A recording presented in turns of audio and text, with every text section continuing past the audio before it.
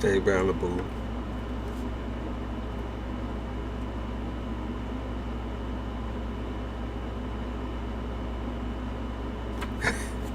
Hey, Susie. He said, hey, young American.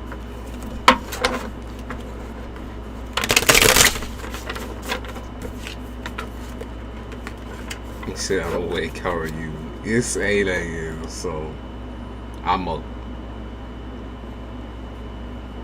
Antonella, read the description. Clearly, you didn't read the title or the, you know, that's not how it works here.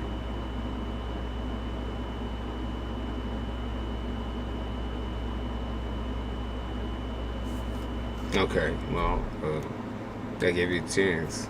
Now you're out. You don't get to come back.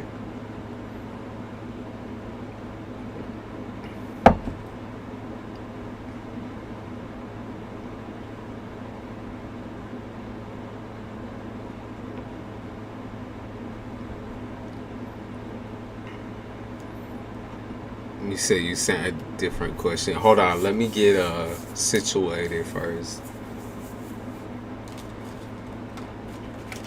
You said it on paper? I'll check in a minute here. Let me get everything shuffled in. Like I said, situated, because I just got on.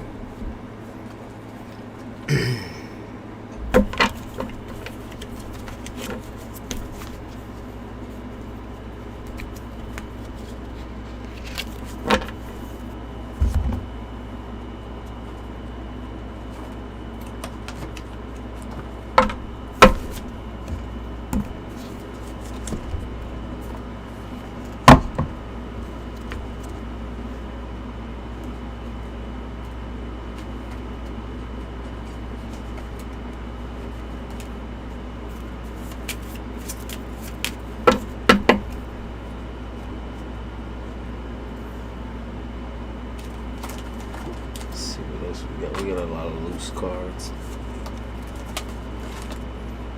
The little hearts on the side. I don't see little hearts. What's she looking at? I don't know. I'm a PC. I don't live in New York City. I live upstate. I live upstate. So I don't actually live in the city. I live in the fucking boonies.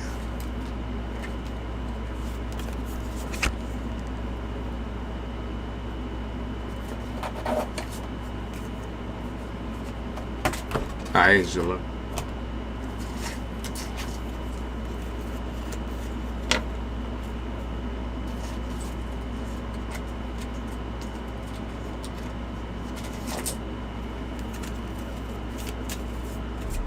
You don't see him on the side screen. There's hearts, a laughing emoji, 100 in the celebration. Let's get popped on the screen. Yeah, no, I don't see it. Nah, of course they wouldn't show me. I'm the one fucking streaming. Yeah, I live in upstate New York. New York is just more than the city. The city is like one place, that one spot that everyone wants to go type shit. You know, I don't fucking know why. There ain't nothing fucking exciting. Blocking half my screen. Angel, you say I don't see it. Maybe it's an update. Maybe it's a YouTube update.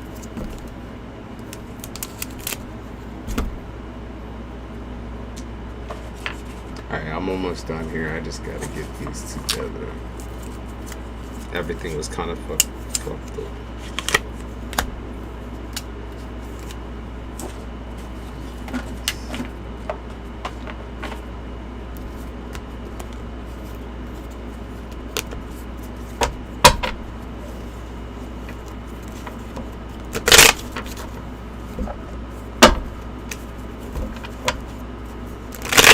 Coming back from illness, so yeah, good to catch up. Uh-oh. What'd you have? Uh-oh, new update.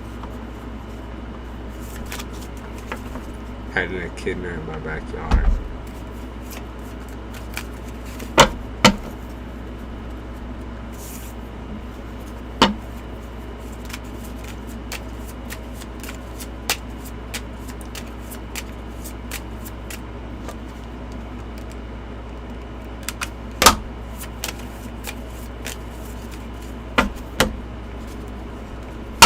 Alright, shuffling up Susie.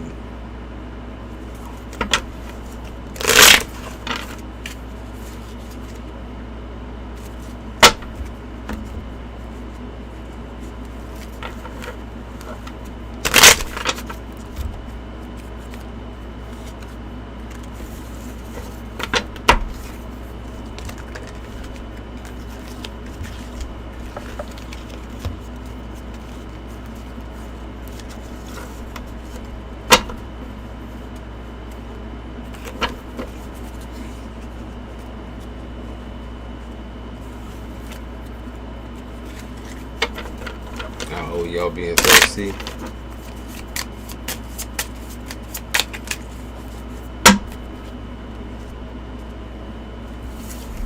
Alright. Let's get it. The winner. MS took a lot off. I'm sorry to hear that. I hope you feel better. You say you just got over it, so you're probably not feeling right up there, but I hope you do feel better.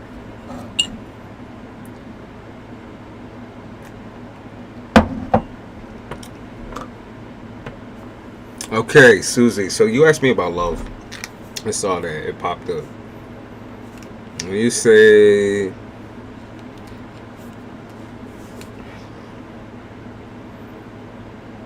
you said from past and future. Okay, so you want everything.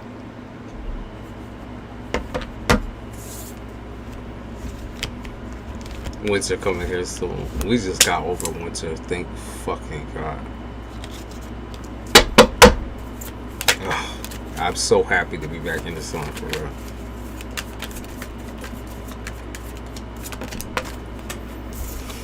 Alright, Susie. Something tells me you hiding a little bit. Something tells me you hiding a little bit. You say you be looking for anything and anyone, but at the end of the day, it look like you hiding from something. So what the fuck you hiding from? Where you running? Like, why you running? Yeah, why you running? What the fuck happened?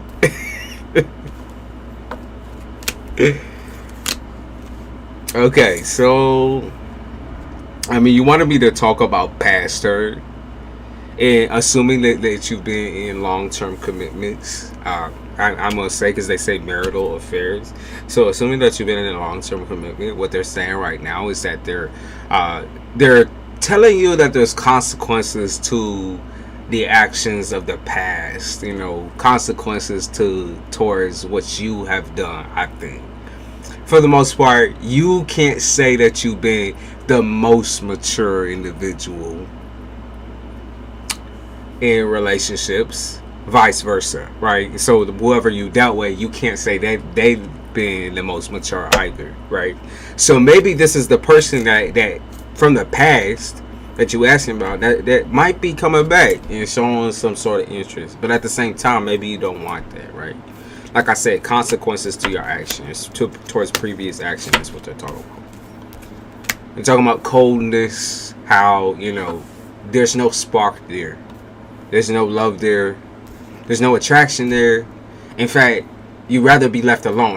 Like I said, I love how you said look at the past, because you're actually, I don't look at you as that type of person that even gives a fuck about the past. Because what I read for you is all about like getting your shit up, getting prepared for the future, like making sure that you're happy, that you're content. Like so to me, I'm like, okay, so you want me to look at the past, but that doesn't even fucking make sense for the type of person you are. Not at all. Because I think you fear what's coming, but I think you fear the past more. You got me? I think you fear the past more than you fear the future. So even though you don't know what the fuck is coming, right? You said, I don't want the fucking, get that shit away from me. I think in a lot of ways, you felt like somebody had characterized you as something like wrong with you, mentally wrong possibly. Someone might have just been like projecting their problems onto you, trying to make you out to be I picked up on Barbie doll. I don't know why that was like the equivalent, Susie, but they said dramatic, petty, but like then I picked up on like Barbie doll. Like, this is how people categorize you for whatever reason. And I honestly don't see you being immature or anything like that. I see you being serious, and maybe that's what kind of scares people a little bit, is that you're serious. I don't see any like petty bullshit though. Like, I think you just naturally call people out when they're doing too much. You have a really funny way of like, I think, expressing that you're unattracted, or this, you know, that you find that someone's disgusting. I think you have a really funny way of doing that, because it might be just like sarcasm, right? You play with sarcasm a lot, where you're like, ew, that's disgusting, or ew, this person looks like da da da da, or like, you know, you just poke fun. But I don't see, like I said, it's less of a childish thing and more of like, I don't like you, you know, I don't fuck with you, like, that's just what it is. And so I think that's how these men are seeing you, as someone who's slightly spiteful. But like I said, if you're not attracted to somebody, what the fuck, like, they think that you're hiding emotions, hiding your feelings, or that you're afraid of them. But I don't pick that up from you. I don't pick that up from you at all. I don't think you're that way. Like, I think I think that their ego kind of gets to them in a little bit of a like, can I say, like, spicy way, where they little feminine, they a little effeminate. They get into their feelings a little bit more. I feel like they snap back at you a little bit more. It feels like communication is just so hard for y'all. I know. I'm trying to see what type of dudes you're picking. But like, is you even picking dudes? Susie, what is going on right now? Is you even fucking picking dudes? Because I feel like you picking like thoughts, right? Like, just hoes. You know, maybe the atypical fucking goes out to the club and tips back a couple fucking beers or some shit. Dumb motherfuckers, like people that is dumber than a sack of rock. I'm trying to pick up. Yeah, they're also young. What's with you and young people? What's with you and young folk? How is this helping your case? Susie, is what they're saying. How can you trust somebody who has absolutely no experience? Maybe what you want is somebody who has a clean slate, right? But like, how can you trust someone who has absolutely no experience with dealing with like communication, with like actual love, right? Maybe this person's never fallen in love. Maybe some of these folks have, you know, very seldomly been in relationships for like a month or two, right? But at the end of the day, you're like, oh, I could show them the best world type shit. I could show them everything. I could show them, you know, how to fuck, how to suck, how to, you know, be intimate, how to kiss, how to love, whatever. But like, Susie, you can see how that might be a little counterproductive, because you're looking for someone who can last like a lifetime, and not somebody who's gonna like take advantage of the fact that you are older and, you know, you have some of your shit together. Especially like the financial zone. I think a lot of people see what you're doing with your home. Whether you tell them that or not, they get this feeling that you have some sort of wealth or some sort of finances. Okay, some source. Like, that's what they feel like. They look at you and are able to tell that you have some source of fucking finance. And they're like, okay, Susie. They say, all right, yeah. They said, I'll fuck with this woman. And she might be 12 years older than me. She might be 15 years older than me. She might be 10 years older than me. I'm going to hit it. I'm going to hit it and get it. That's what they think you're rich as fuck. Susie, what do you be telling these people? Susie, you looking for someone who's stable. Look for someone who's stable. This is confirmation that majority of the men that are coming towards you is codependent. Because that is the type of man that you have been kind of like, I don't want to say leeching on. Is a man who needs you. Why do you need, what? Does it scare you for a man not to like need you or be baby by you? Does it scare you? Because that's exactly what's catching you though into these situations that are very, very dramatic. Okay? Not telling anything, just like eating oysters. This is what always catches you into bad situations. It's like you're codependent on their codependency, or you're attached to their codependency. You like when they need you, like when they're needy. You like when they have issues and problems that are mental, but like none of these things are dealt with. You can't be the shrink in these situations neither. So the type of man that you're going towards, I think you need to kind of shift that around a little bit. I know you prefer to be more dominant.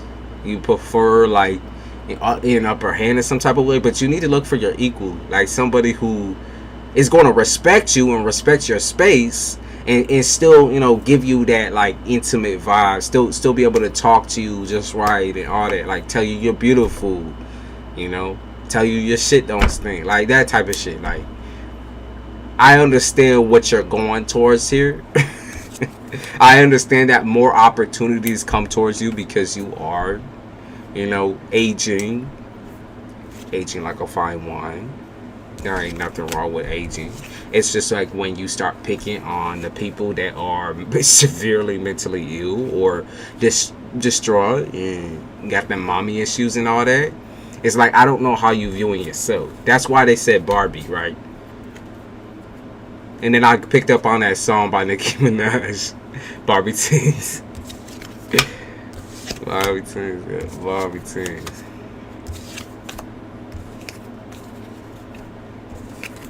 So, he's not in a wheelchair yet. Yeah, you gotta stop dealing with the folks that are codependent, okay? Like, I don't know what you gotta stop. The way you're communicating with them is off in the first place, right?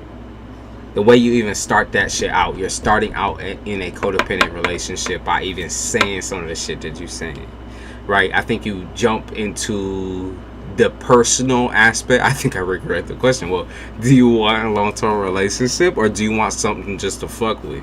Because you said look at the past and look at the current, and that's exactly what I'm looking at. I can't tell you something that I can't tell you a motherfucking lie. I'm gonna just tell you to you straight, and whether you like it or not, like I said, I mean, you're dealing with, there's somebody here who you might be currently talking to who is in a relationship already. Yeah, there's definitely someone who's already in a relationship. And if you're not talking to anyone yet, then this person might be coming back to you. It's someone you've already kind of talked to before. They are already in a relationship. It said it might be a fire sign.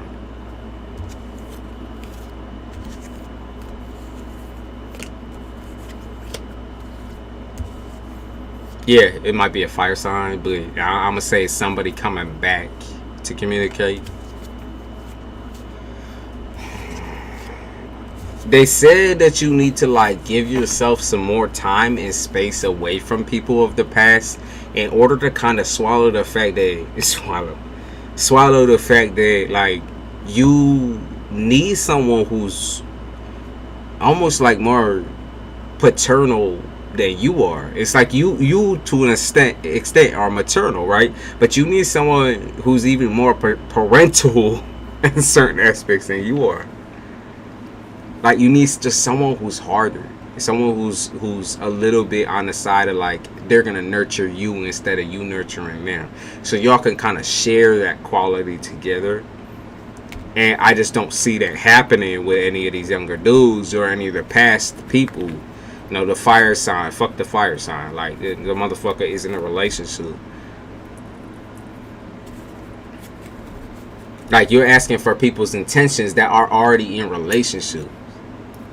They already been somewhere. Okay? They already in people's sheets. They already on the corner type shit. Like, they're just opportunists. Like, when they see the pussy, they'll go and take it.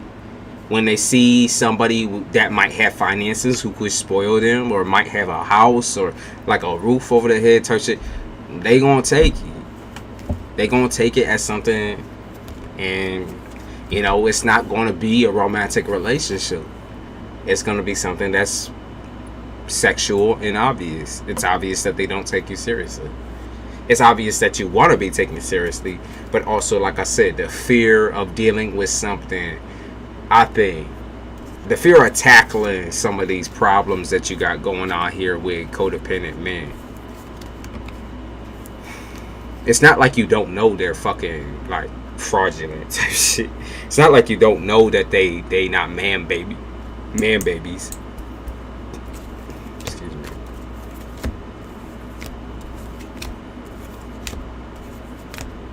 Yeah, it's not like you don't know that. So that's what they be saying. Alright, so what's coming up for you? Or who's coming up for you? Let's see. I want to check to see.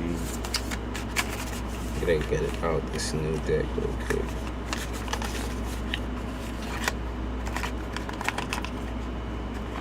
You asked the question. You wanted some change. The only one who can change the trajectory of your love life is going to be you. At this point in time, like, you have some shit to say. I don't think you think that you deserve a romantic relationship. I don't think you see yourself in a marriage or romantic relationship. I don't think you see yourself in that.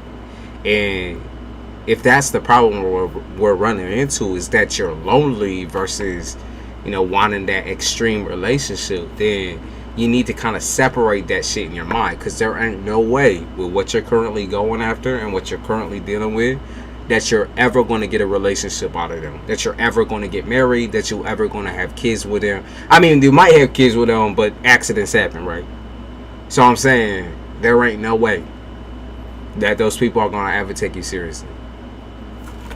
That's just the heart of it. You know, they might keep coming back for the pussy. They want more type shit. But like, beast to honey, right? It's like you giving out something and they gonna come get it. If you're just trying to get pipe, you're not even trying to worry about a man right now. That's one thing. If you for real out here, then you need to start acting like it. And by acting like it, I mean remove all of these fucking people that you've been fucking hoarding up and treating with all that same like weird maternal shit. Weird, like, you know, I'll be your mom type shit. Or like, you have a dominant personality, yeah, but all this shit is that you showing them is fake. All the shit that you showing them is fake. It's all fake. It's all a joke. Like, it's all a big fucking joke. Like, I feel like I should have a button on my desk that be like a big laugh type shit. Audience laugh. Like Steve Wilkos and shit. Because most of these dudes actually do have girlfriends. They actually do have somebody already. Or boyfriends. I don't fucking know. You be dealing with some wild ones. Okay, so fire sign is what they say. You're primarily going to be dealing with fire and air. Okay, fire and air. So Aquarius, Libra, and Gemini, Sagittarius, Aries, and Leo. Okay. And I could see some of the future shit as well to see what, you know, what's gonna happen with that. I do see an Aquarius here. Maybe an Aquarius, maybe possibly a Scorpio as well. But like those are the only new people I see. I see a newer Aquarius and a newer Scorpio. That's what I'm gonna say. And I'm gonna say one of these situations you might try to go steady with, I'm gonna say it's gonna be the air sign. Now, this person can be an Aquarius or have secondary Aquarius placements, so an Aquarius moon. I could see you dealing with an Aquarius moon just because they are a quieter type. They are introverted species, and you're more, I guess, extroverted. And I feel like I think that you bring out some extroverted qualities within certain types of dudes. Okay, certain types of dude. You try to bring that like whole wall of dark and mysterious down. So let's see.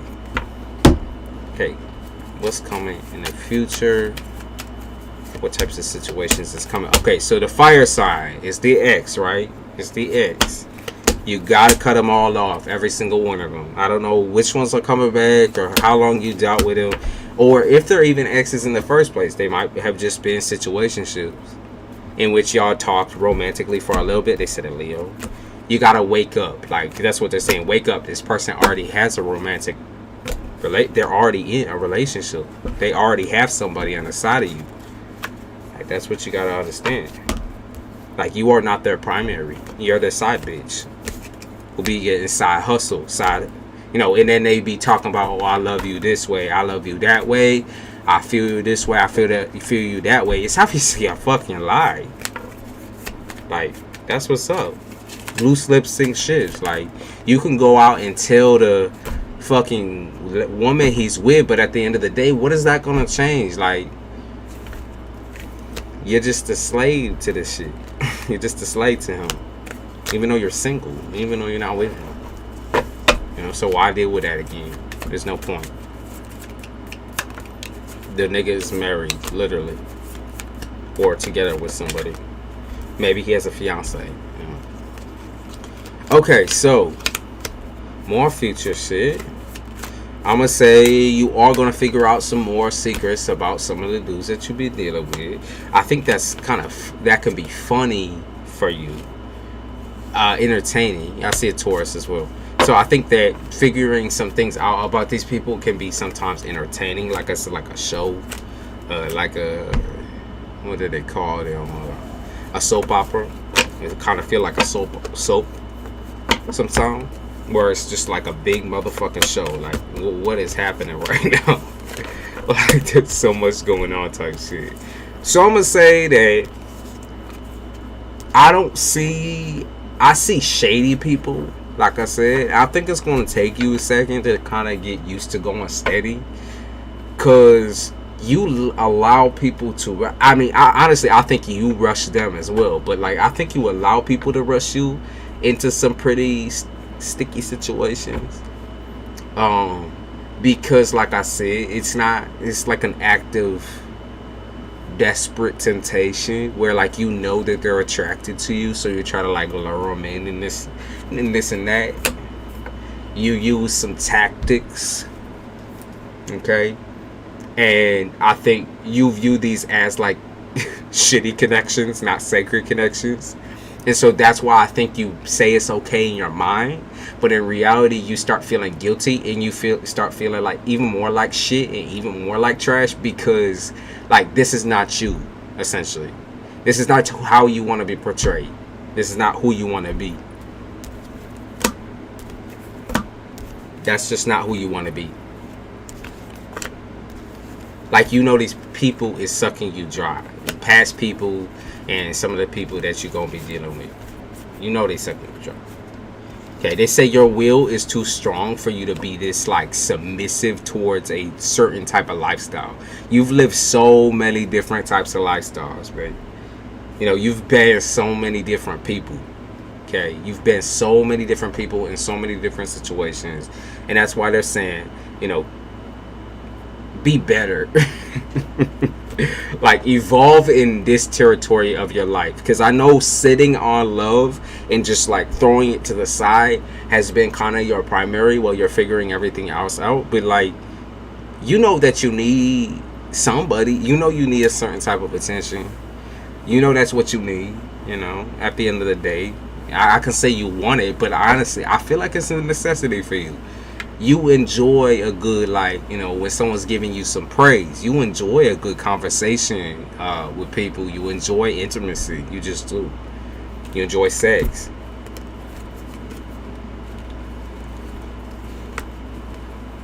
So, like, don't think of going out there in the dating realm is like a fucking gamble, right? Because what the fuck are you get? Like, if you're not putting your pussy out there, right? If you're not putting your emotions out there, like, right away, right? You're going steady, then you're not gambling, right? You're taking things into consideration. You're using observation. You might need someone who's a little bit more observant, who can kind of guess sometimes how you're feeling, because I realize you have problems with communicating your own feelings, and so you might need someone who can kind of like take a guesstimate and kind of know where it is. And I'm gonna say more than likely it will be a Libra, or it will be an earth sign. Okay, a Libra or an earth sign, because they're saying like they're just talking about people who are able to kind of like decode you, crack the code a little bit.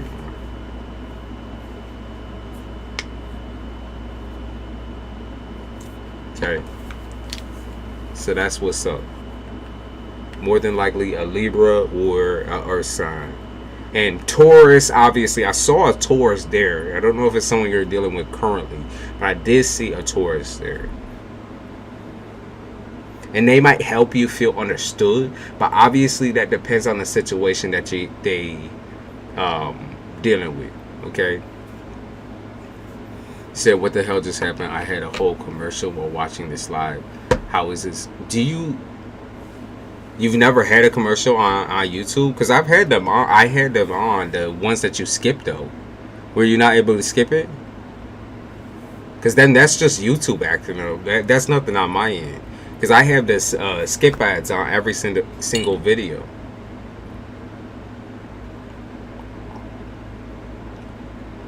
Hi, Kelly. Did anyone else get an advertisement?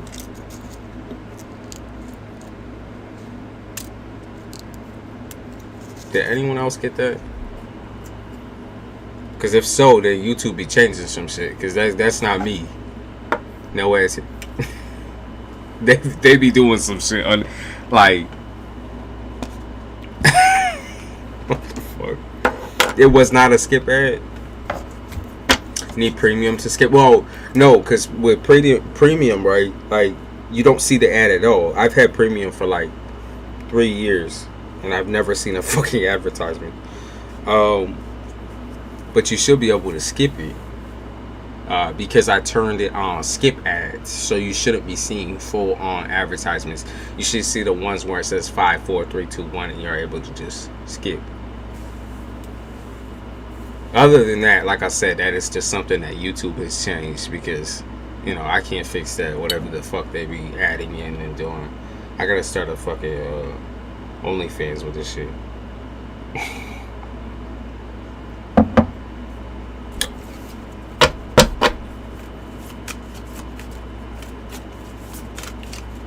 Okay, good. Okay, as long as it was a skip one, that actually does make sense then. Because those have been on ever since I started this channel.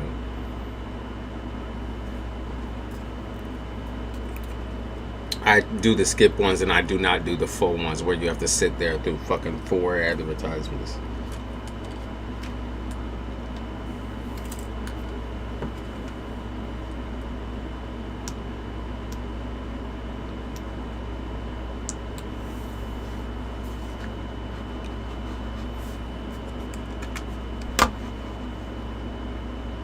So Kelly, you say you want a full year with it.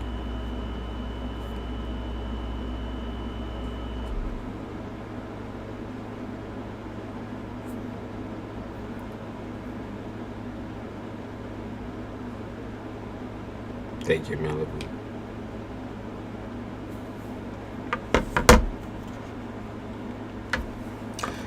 Yeah, you can, Malibu. So the full year, what did I fucking list that is? Let me see.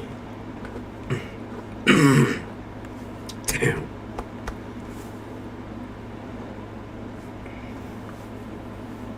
List the full year is 33, and we would go through pretty much every single part of your fucking life and how it's going to be for the rest of the year. We try to stay like a little more removed from the past, unless it just keeps coming back up. But mostly we would be focusing on the future and trying to see the decisions that are going to be made, things that are kind of stuck in stone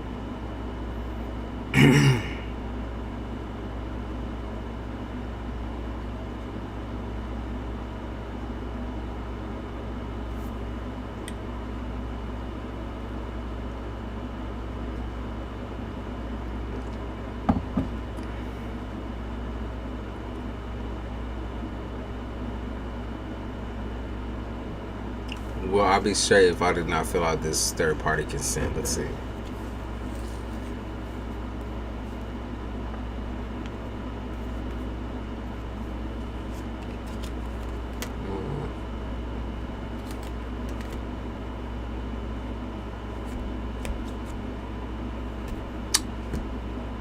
I think you'll be fine. I mean, I'm not seeing anything strange, to be honest.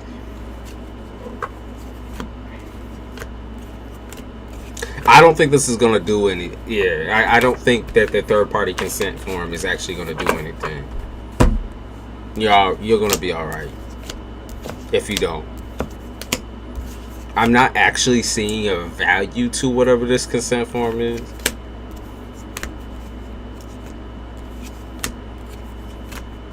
Yeah, they said it's like there's not really a weight to this consent form.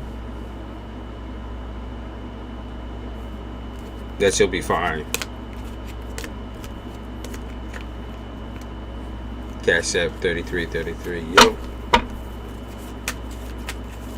CASHAPP, PayPal, SUPERCHAT as well.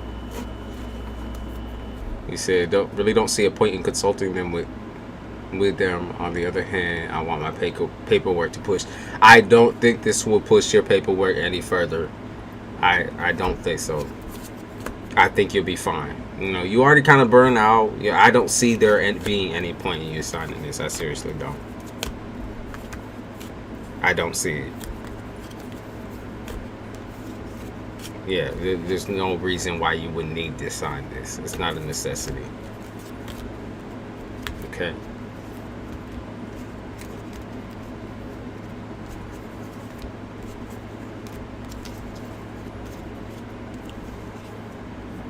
Like yeah, they talk about how you wouldn't get anything quicker.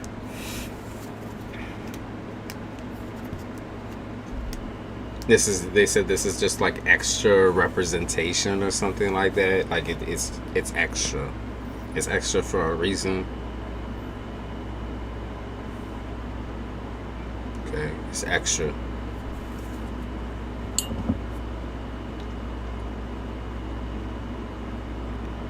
There's always a workaround.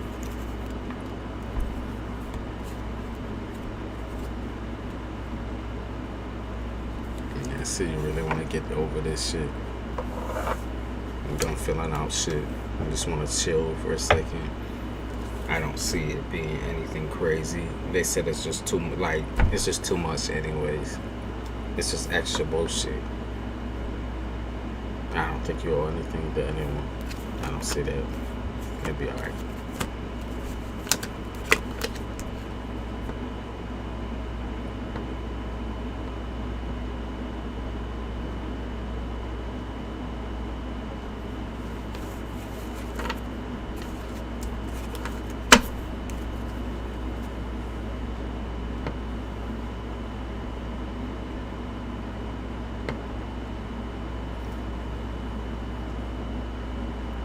Alright, Mayra, are you with Cherry? I'm only going to say your first name because I don't want to say you. If that's your full government.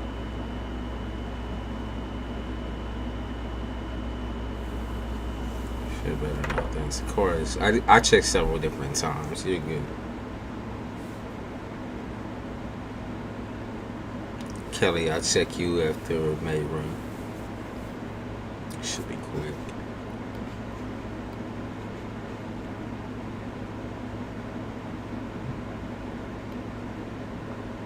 I just gotta make sure she's here.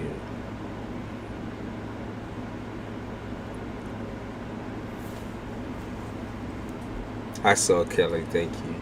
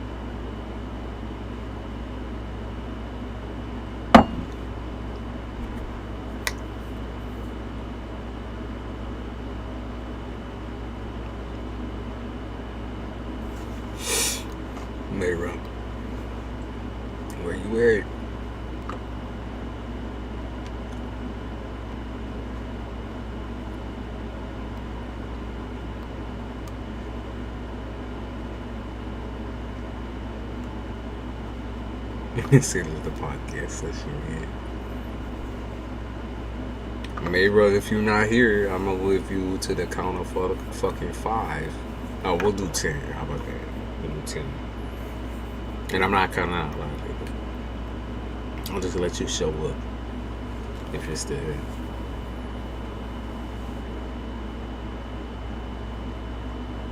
Otherwise, you gotta wait until after Kelly.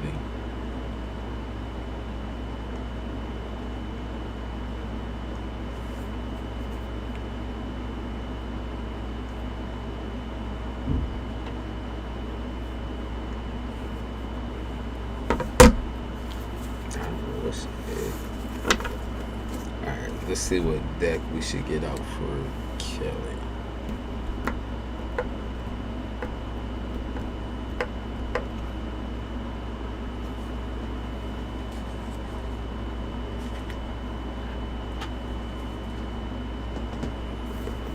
Actually, I'll give her until I shuffle this deck right here for Kelly.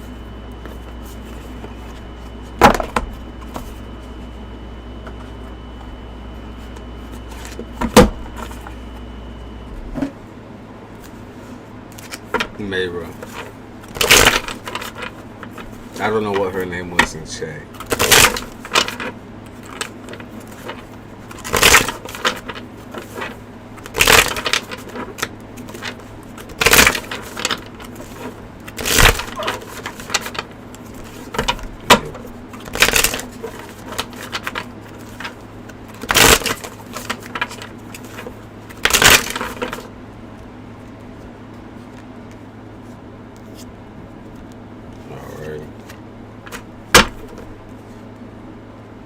They're talking about karmic retribution. So you were recently dealing with a situationship here, or they talking about an illness or someone who's mentally ill who was just recently dealing with a situation. You actually might be the one with that struggles with mental illness. But they're talking about how there's like karmic retribution for you in some type of way.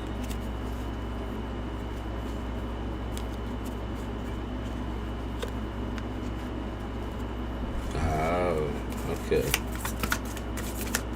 So right now they're talking about flashbacks. Pretty sure flashbacks of Jesus Christ, YouTube going to kick me off. Abuse. Sorry, I didn't mean to fucking laugh after that, but I might as well say it because YouTube, like I said, 40 minutes in, if they tag my shit, they tag my shit. That's all I'm gonna say. We gonna get the ratings in. So they talk about flashbacks of abuse. Flashbacks of situations where you were out of control, Kelly, where things for you were almost like, I want to say like cognitive dissonance, where like you took a complete and utter like just break away from your own body, how your sense of self became very muddled, and I think that almost like, I don't know what like, because they talk about parasitic relationships, right? Most people would think of a romantic relationship as a symbiosis, right? Y'all living with each other, for each other, helping each other, you know, taking care of each other, intimate with each other. You know, that's like a symbiosis, right? You guys feed off of each other's energy and each other's creativity and each other's ideas and keep evolving into a bigger connection, a larger and more like rock solid connection, right?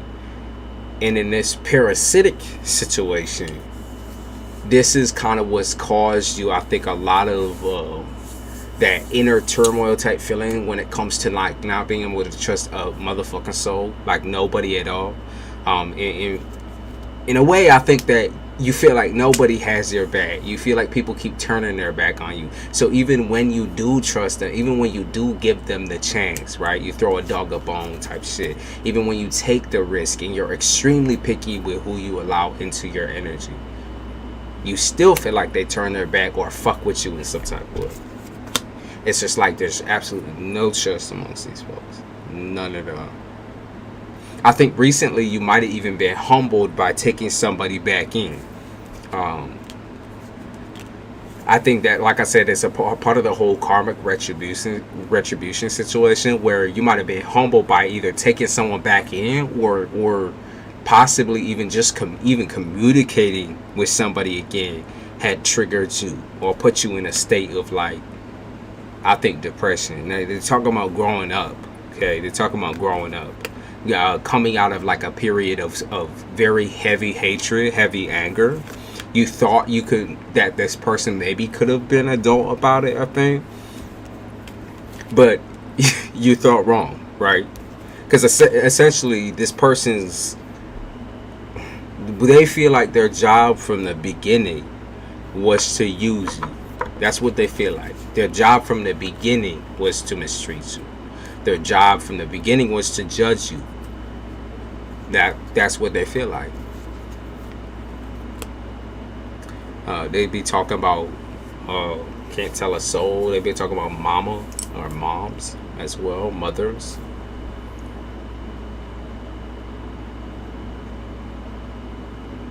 Could be your own mother. I think you also project onto yourself as well. So you, in certain ways, this might be patterns that you've already kind of grown out of. So if I'm repeating something that you kind of already been through, then just know that this is where you came from.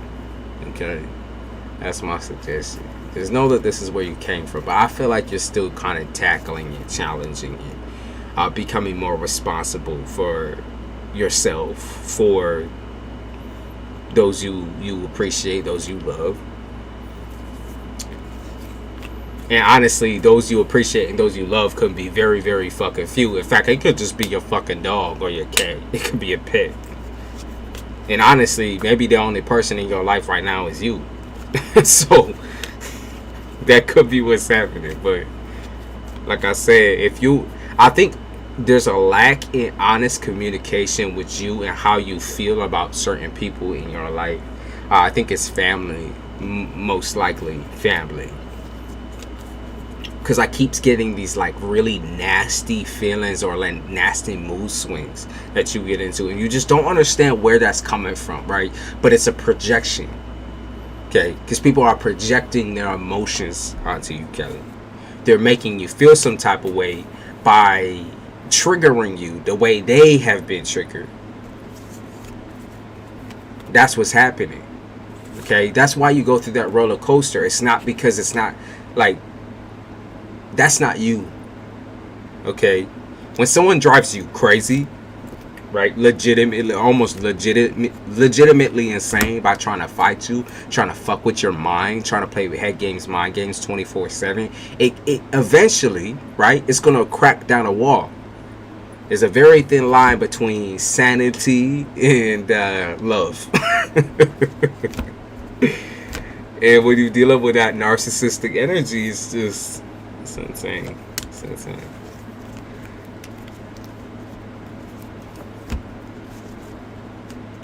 Okay. Yeah, someone calls you delusional. Someone called you delusional. I think it's this narcissist that you been dealing with. Someone called you delusional, that you're seeing things, you're hearing things, that everything you're going through is irrelevant. Talk is cheap. Could be a friend even. Could be a best friend or a friend that could be saying this shit to you. But someone is a heavy. I think it's a couple of different people though, because they talk about he's a mess, she's a mess, they're a mess, this motherfucker over here is a mess, mama's a mess, daddy's a mess, everyone's a fucking mess. Everybody's just a mess. Everybody. But you love them and you can't help but to love them. That's the thing. You can't help but to love them. They talk about water here, water sign being significant. Maybe that's your own sign, but and also maybe that's your own energy. You might have Pisces in a very, very strong placement. That kind of dictates your control over others. I think that when you can't control somebody, meaning control doesn't need to come from a place of malice, right?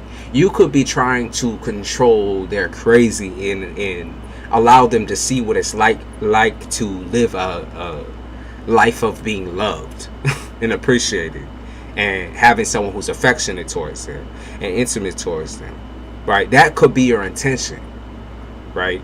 But intentions go wrong when you project this onto somebody who will take this and run with it and drag you through glass, right? Drag you through rocks, drag you through glass, like will tear you up, tear you limb from limb, basically gut you, right? Gut you and leave you on the side of the road type shit. Like that's the type of shit we dealing with right here. It's severe mental illness. It is. It's Looney Tune type shit. It's severe mental illness. It is nothing that you can control, Kelly. So while, you know, this might be someone you're still obsessed with and still in love with, like I said, that Pisces, what sign are you, Kelly? Where does Pisces land in your shit? Because I feel like it does. I can feel that shit. Your obsession with like giving someone help, right? Forcing the help down their throat, down their neck. Telling them like it's all gonna be okay.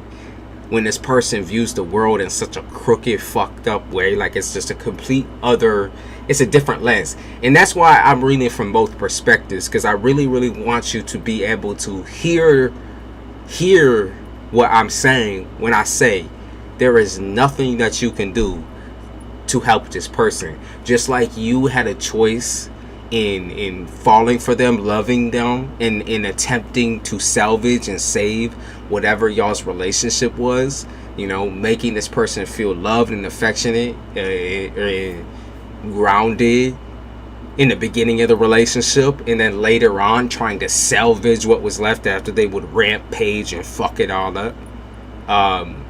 You know, that was the only value that you could have found out of this situation, was like, you know, I think triumph, the test of time. I think loyalty. Like you found more qualities in yourself than you ever have found in this person. More emotions in yourself that you didn't even know you had a full span of. And I think that these are the things that you need to carry with you. I'm not saying carry the hurt and the hate is a great thing, but I think I like to say that it's okay to hate. Because a lot of people are like, well, you need to release that. You know, eventually you need to release it. Well, it's like, you could hate someone and still not have, like, maybe you don't want to take the fucking revenge on a bitch. Maybe the revenge is just going to come for the bitch anyways. Like, maybe the karma, maybe the shit's just going to happen to them anyways. You're a Cancer. Okay. All right. The control factor with you is insane. Your daughter's okay, so it makes a lot more sense on who you're being affected by, who's around you. Okay, that strong sense of, you know, I need to help this person, I need to help them, so I'm gonna shove it down their motherfucking throat, whether they like it or not. She also has mental illness and has been very abusive. Has she gotten any therapy, any help? And is she, you know, younger than you? Is she, well, younger than you? Jesus Christ, say the most stupid shit in the world. Is she young? Is she like a, you know, young enough where you can kind of like guide her towards that? Is she younger than you? Oh my God. Can you tell I just woke up an hour ago? My brain's still misfired. My husband is an Aquarius and a Cancer. Okay. Alright. So, as we're kind of talking about you here, I think that where you really need to start is kind of like, I was going to say what you want out of that relationship. But clearly, you just said 28 years of betrayal and verbal abuse, cheating. So, complete and utter distrust, complete and utter fuck up, gaslighting, narcissism, the whole lot. My kids are very angry at me right now. Let me dig into that situation and see what's up. Let me dig into that. Maybe that's why everyone kind of feels like an enemy right now. It's because everyone is kind of having these negative feelings towards you. And you know it's messy. Like, you know the situation is messy. And right now, I think what you want to do is fix it like as fast as possible. But you got to understand that this can't be fixed like that. That this is a very slow process. And at times with the slow process, you start losing hope.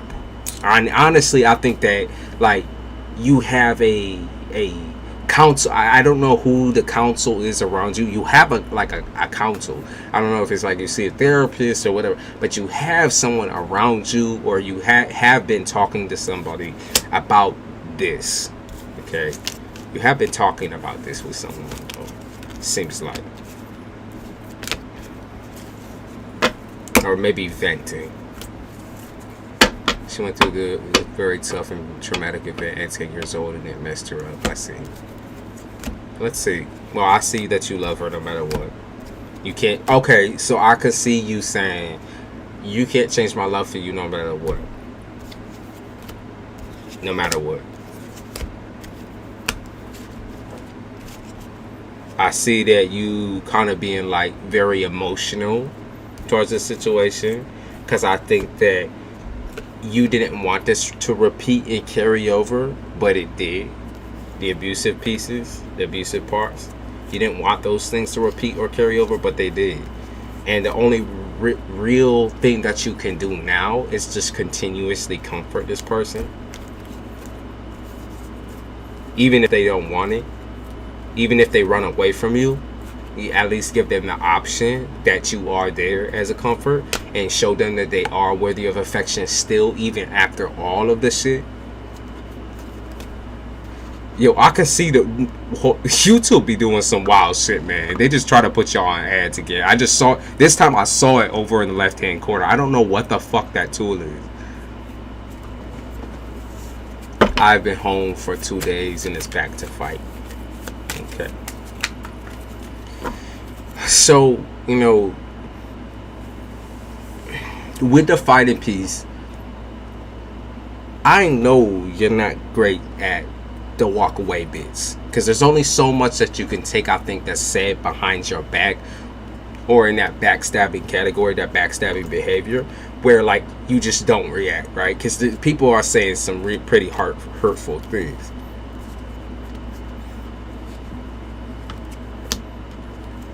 Yeah, because people are saying shit that obviously crosses the fucking line. Okay, and I know you're trying to go somewhere with it. I think you're trying to move here, or you're trying to leave, or there's something to do with you trying to escape just all these toxic situations. So you're trying to leave everyone behind in a way. I think that's going to become possible for you this year. But like there's a couple of different things that you need to clear up, I think, with the kids. I think, oh man, insecurity. I don't think, for some reason, I don't think you are mentally secure yet to leave everything behind. It's like, it's not closure that you need from these folks. It's closure that you need from yourself. And that's kind of where I can see you hitting the wall here. You need closure from yourself, in which you need to tell yourself that this situation, like I said, is it getting any better with you just standing around, right? Now I can see you being like, well, you know, I have really no other choice here, but I feel like you do, and these people can't make choices for you, regardless of how much they mean to you, regardless of how much love is there, regardless of how much time you have put into them, you know, to build them up, right? Because what you view it as is, I built you up, so why don't you respect me and why don't you see me? But at the same time, these are still people with their own emotions, their own feelings. While that was projected onto them, they didn't ask for those things, right? I feel like the pedestal that Kelly had in her mind for the people that she loved was a lot for the people that she loved. And I think that you firmly regret and admit that. And I think that the reason being is because not only did you lift them onto a pedestal and they ran with it, but also you put yourself further down than others. You lowered yourself, basically. You lowered yourself. So you became like subservient, a fucking subordinate, like somebody who's just down here. Yeah, what I got in my mind was like a blind ass mole. I don't know why that was what came up, but it was like a mole, like a person who's only good like underground type shit. A person who's only good at like navigating things like from the under, or like from the shadows type shit, where like you wasn't even allowed to like step forward in certain aspects. Anytime I think you came and question anyone about anything, it you see what I'm saying? It's abusive. It's so toxic, babe. You need an escape. Like, you need to leave. You need to leave. They're saying you need to go somewhere. Even if it's a break or a temporary solution, I think that you leaving this situation will also help you tackle some of these emotions, some of the horrible like bouts of anxiety and depression that you're dealing with. Because right now, right, you've built up this tolerance, right? But at the end of the day, these like outbursts that you keep getting or acting upon, or almost like I don't know, there's like a feeling, like an itch that you can't scratch type shit. I think mostly it's when people are coming at you in some type of way, right? I think these are things that cannot be avoided. And so the further that you get away from the situation physically, the more relief you will feel from that itching and that scratching, right? So they're attacking you right now because you're there, because you are the fucking target, the fucking scratching post, right? So the further that you get away from the situation in the physical, I think it's the safest route for you right now, until you are strong enough to get rid of that scratch, get rid of that anger. I'm not saying to just throw your fucking anger aside and throw your sadness aside and let everyone abuse you. No. That is not what I'm saying.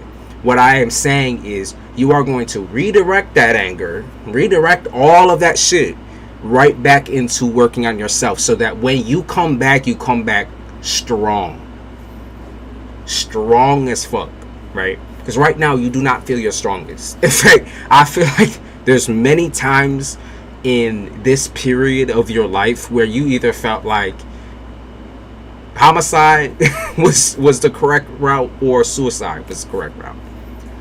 So, like I said, YouTube, please spare my motherfucking monetization, motherfucker.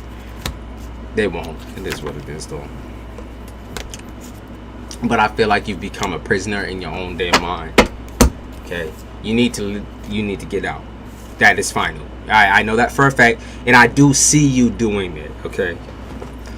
So as we've kind of talked about what's going on right now, I want to kind of dip into where your life's going to head here in this. We're going to check out the rest of spring, look into summer. So I think we'll do like more like 3-month increments. So we'll see how you do in April, May, June, July, August, September, October, November, December. We'll see if there's events through there that you need to look out for.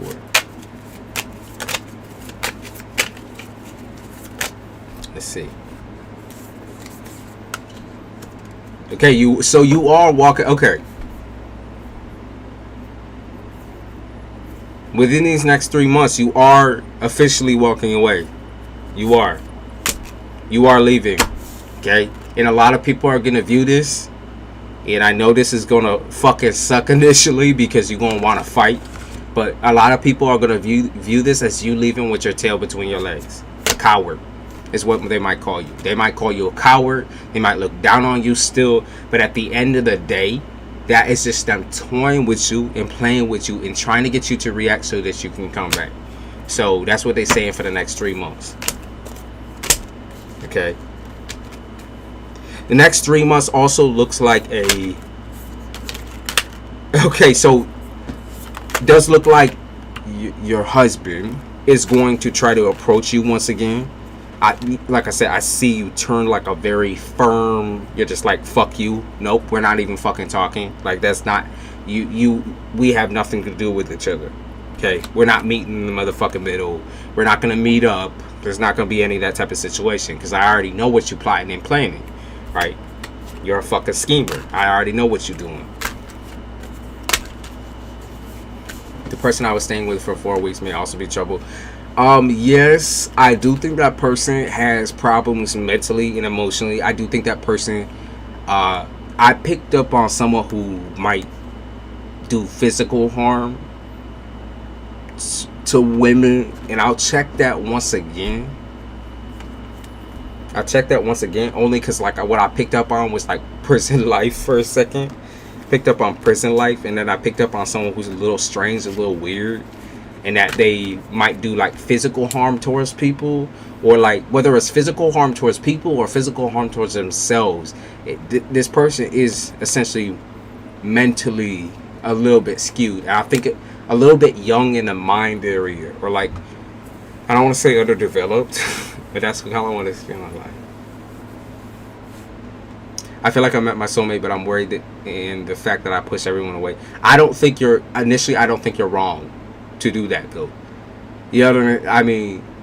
You understand this, but I'm saying you gotta like reassert to everyone around you, including this person that you say is your soulmate, that you just, freshly tackled a situation, and you're still tackling a situation of abuse and with your children, and you're trying to tackle all these situations at the same time.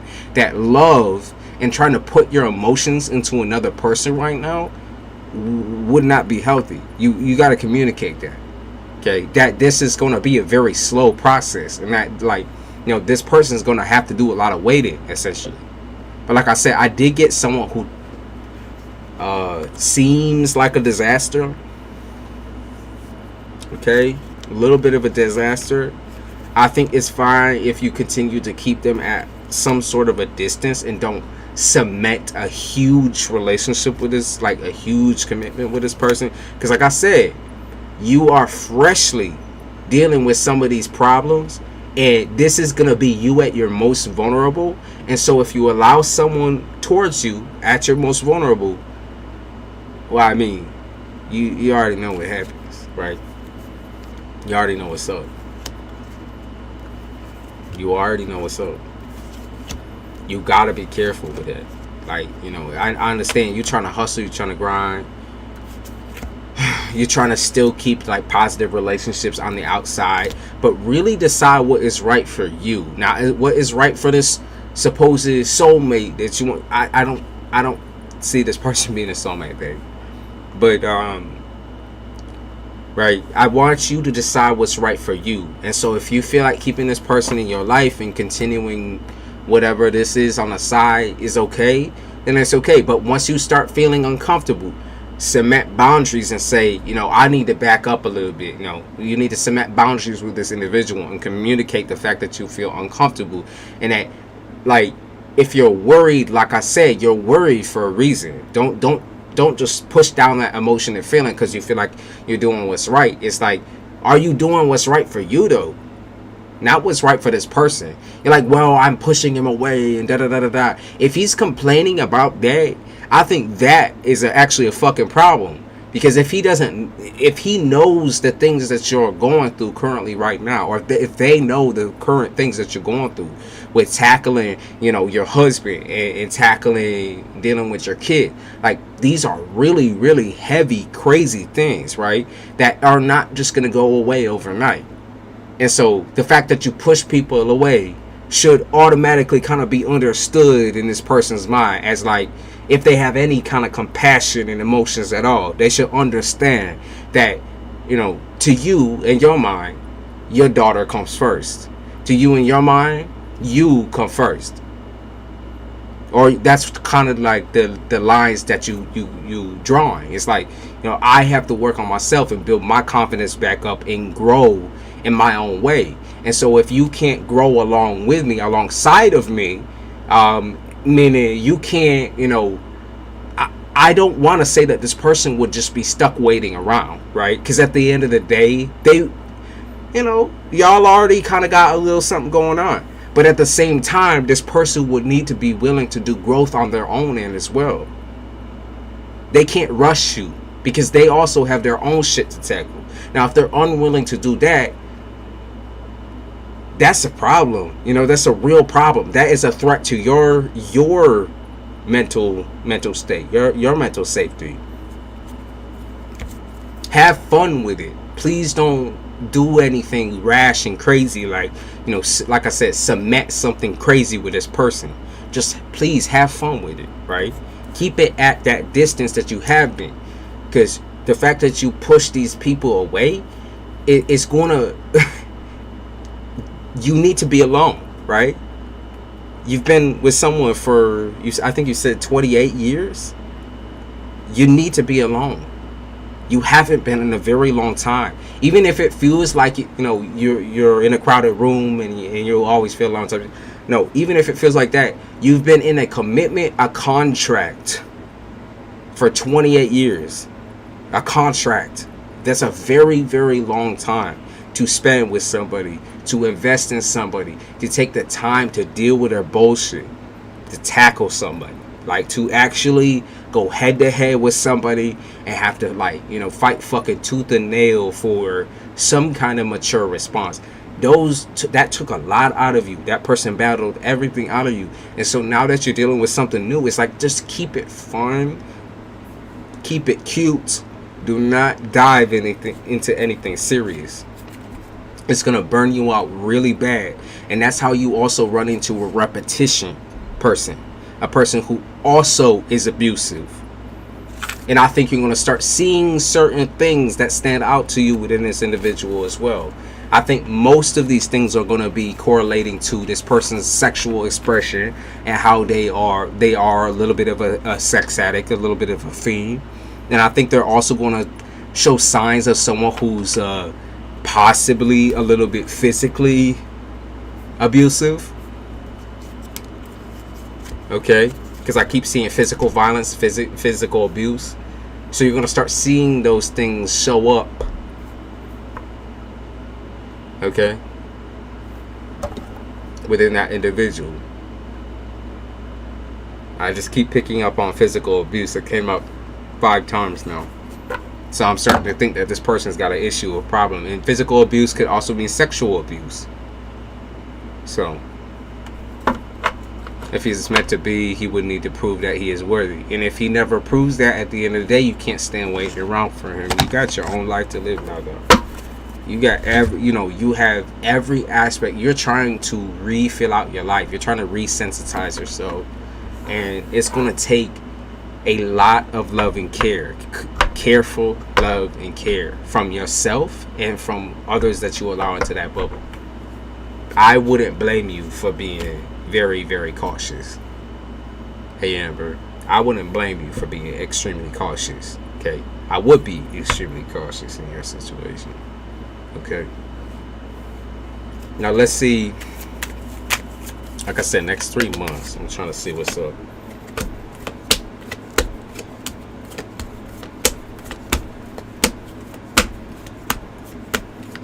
Okay.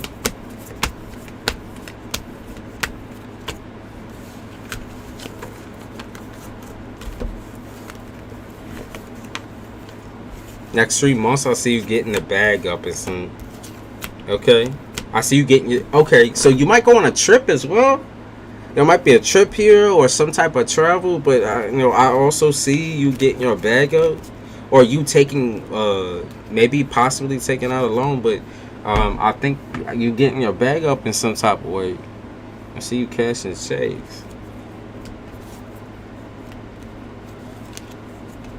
I can see you also dealing with outside chatter. Okay, tackling outside chatter. So people who are talking about your relationship.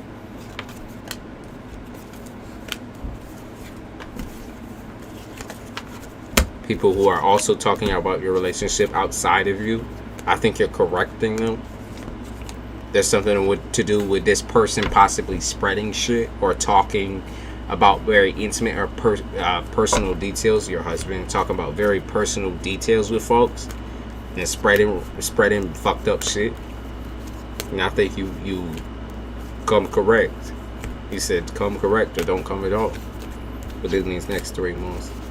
In these next 3 months, I also see something to do with you becoming more free. I think in the aspect of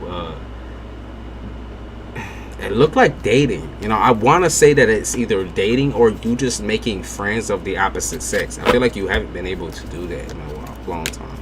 I think making friends of the opposite sex comes up. Yeah. Friends of the opposite sex. I think you reject somebody here. Somebody's not sober. That's what it seems like. Someone's an alcoholic or a drinker. A drunkard. So I think you reject somebody here. What else we got going on? Come on. What else we got going on for Kelly?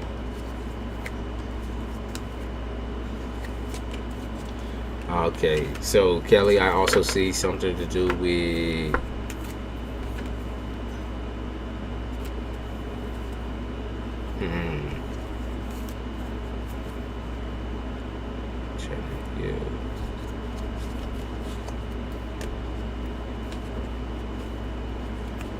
Okay, so Kelly, I do see you getting your feeling and your senses back. I don't know what they're talking about when it comes to feeling.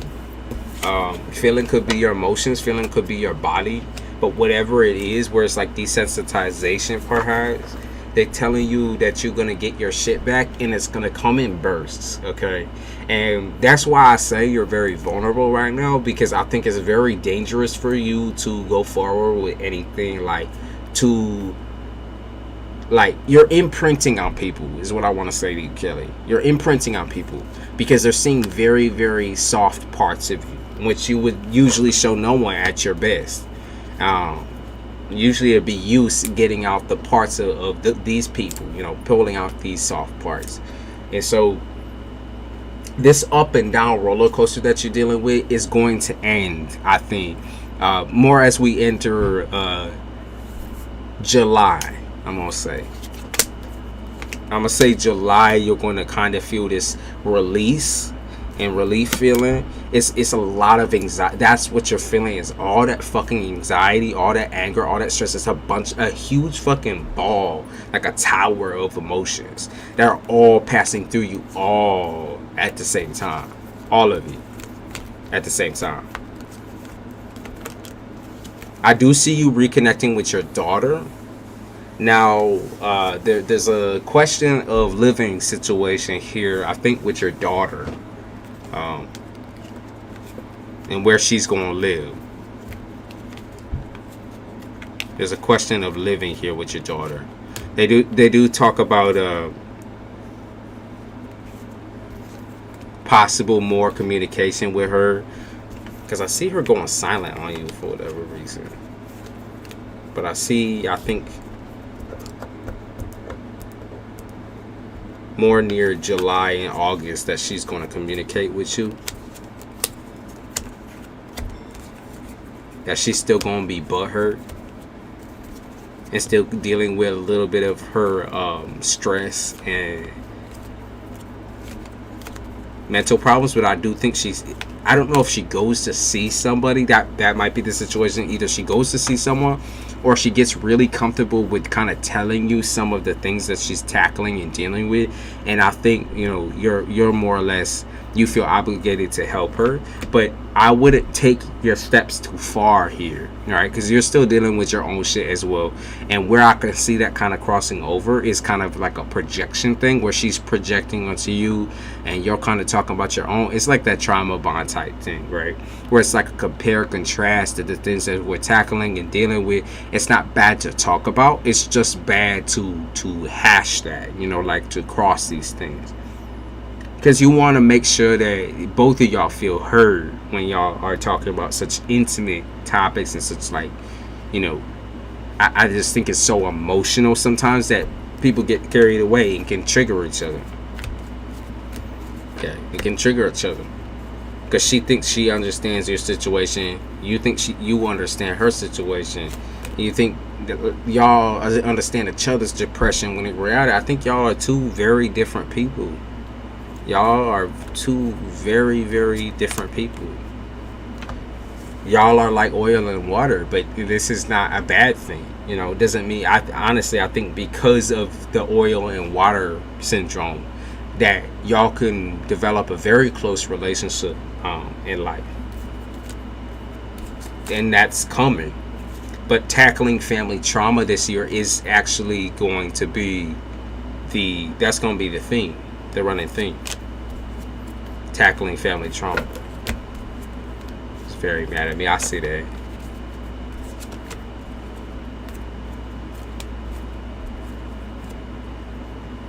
But she's planning on moving out. I do see that as well. She's planning on it, but I think that y'all are going to reconnect here within these next couple of months. Expect at least 2 or 3 months of kind of like issues with I think she's gonna move back in. Okay, first of all, I don't think she's gonna stay out on the street homeless. She always knows that she has a space back to where you're at.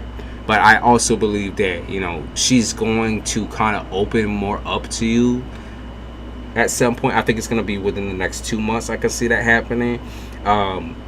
Like I said, be careful, because you know you're not the shrink, right?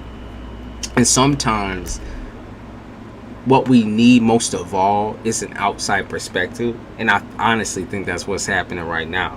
You say she's 24, and so that means she has an option or a choice to see somebody. And I'm gonna be real with you. I think the only way that she would kind of see maybe a family therapist, some of y'all can go to together, possibly. And even then, I'd say that's really rough, because I think it'd be really, really fucking hard for her. What I am going to say is I think that you should absolutely see somebody if you don't already, because I think there's more incentive there also for her. Now, I want you to be able to do this on your own, though, for when you feel comfortable enough to do it, instead of just hopping into it and not having any real expectation, and just, like, you know, completely having this therapist like feel like you're still not being heard. I just feel like you need someone, though, to kind of like hash out these ideas of your mind, because I can see you have so many fucking ideas of what's coming up next and where you want to be and who you want to be. I think trying to tackle these things alone, your identity particularly alone, can be very, very, very dangerous, because I think people have heavy influence over you and your mood and your depression. It becomes like a vicious cycle almost of like you sharing certain trauma aspects with other people that they don't really need to be known about, and then they use that against you later on. They tackle that against you later on. Okay. I do think she's going to allow you in some type of way to help her, though, in these next couple of months. Okay. So let's talk within the next 6 months. So as we kind of edge here towards the summertime, or more like fall, August, September, and October. August, September, October.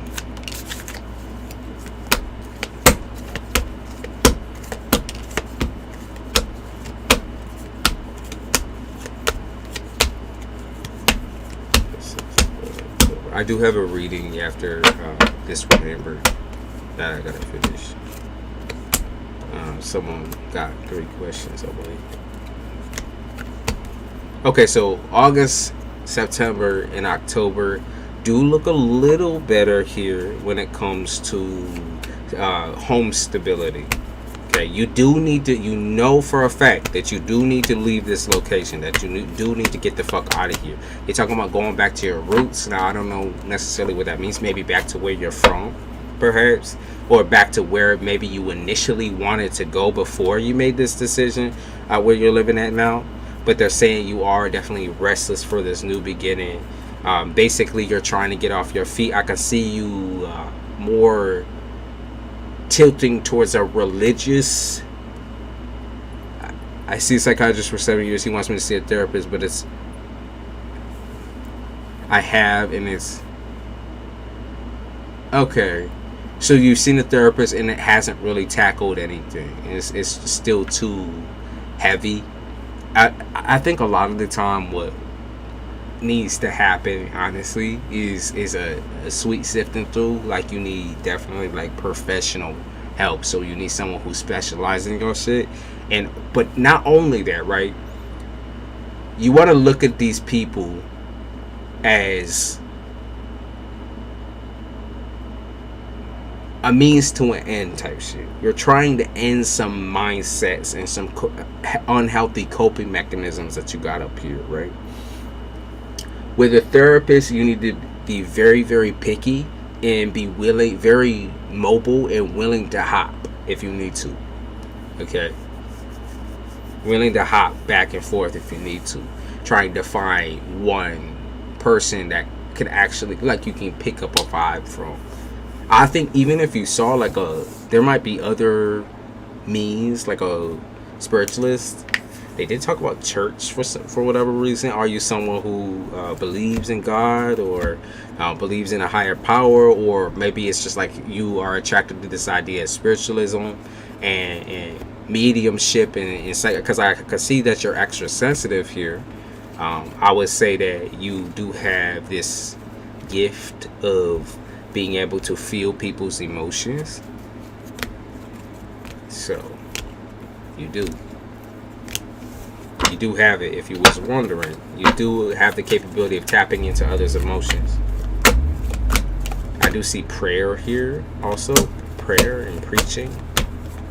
Like I said, I don't know if you're planning on going to see someone in the church or see someone in like a spiritual means, have someone possibly do some rituals for you, positive rituals, manifestation rituals, that sort of thing.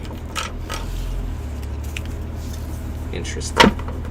That's coming up though. It does seem like that you're gonna tilt back into your roots a little bit. That's what they're saying.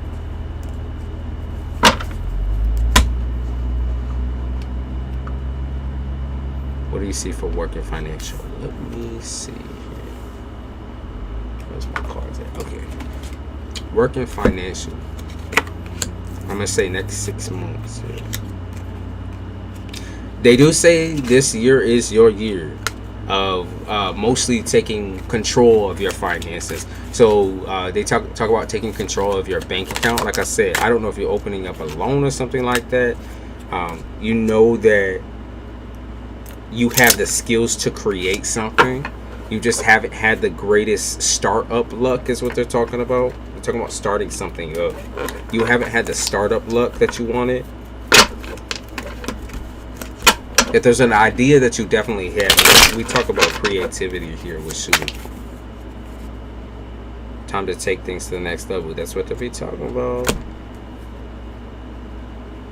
Debt free at last. Like I said, you don't want paying other people's expenses. That's what I pick up on.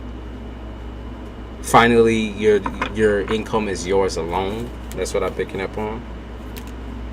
I see you saving your finances too.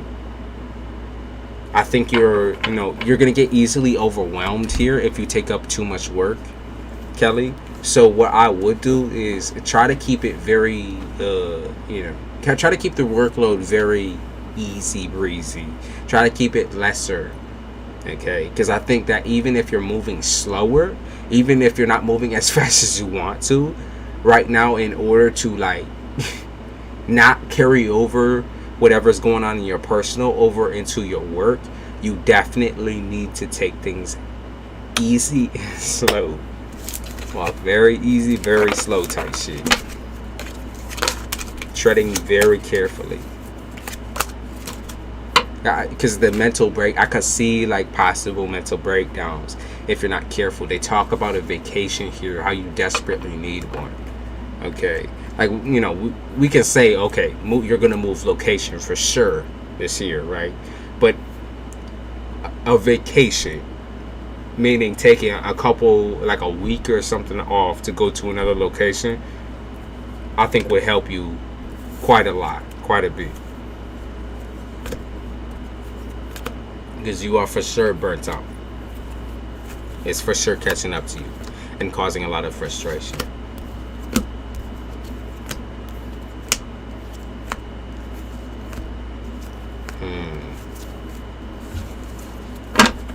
Okay, yeah, they said sick and tired of feeling like a failure. You're no longer a failure. That's what they're saying. Like the feeling that you're a failure has been like very overwhelming throughout this reading, but you're not. I think you're just, you're insecure because others have talked down on you or talked bad about you and about what you do, what you're capable of. You have so many gifts, like, so why not own up to them? Present yourself. So they're talking about the internet. Kelly, are you trying to do mediumship? Are you psychic? Like, what you be doing? What you be doing?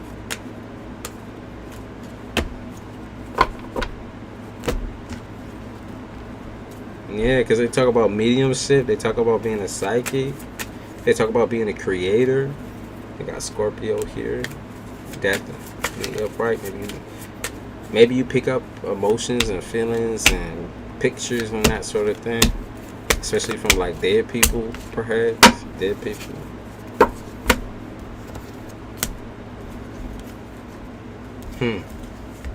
You are absolutely fucking psychic. What is going on here? So, okay.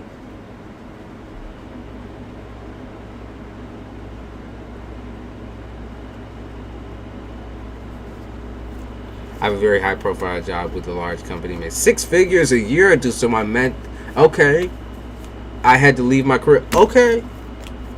Alright. And even through that large company, so I saw some I saw some sneaky weird shit happening. Even in that company, I saw some sneaky weird shit happening. I think that a lot of what you want to do with yourself for your future is to have and hold your own business. That's what I'm seeing. You want the capability of starting a new life, which also means new career.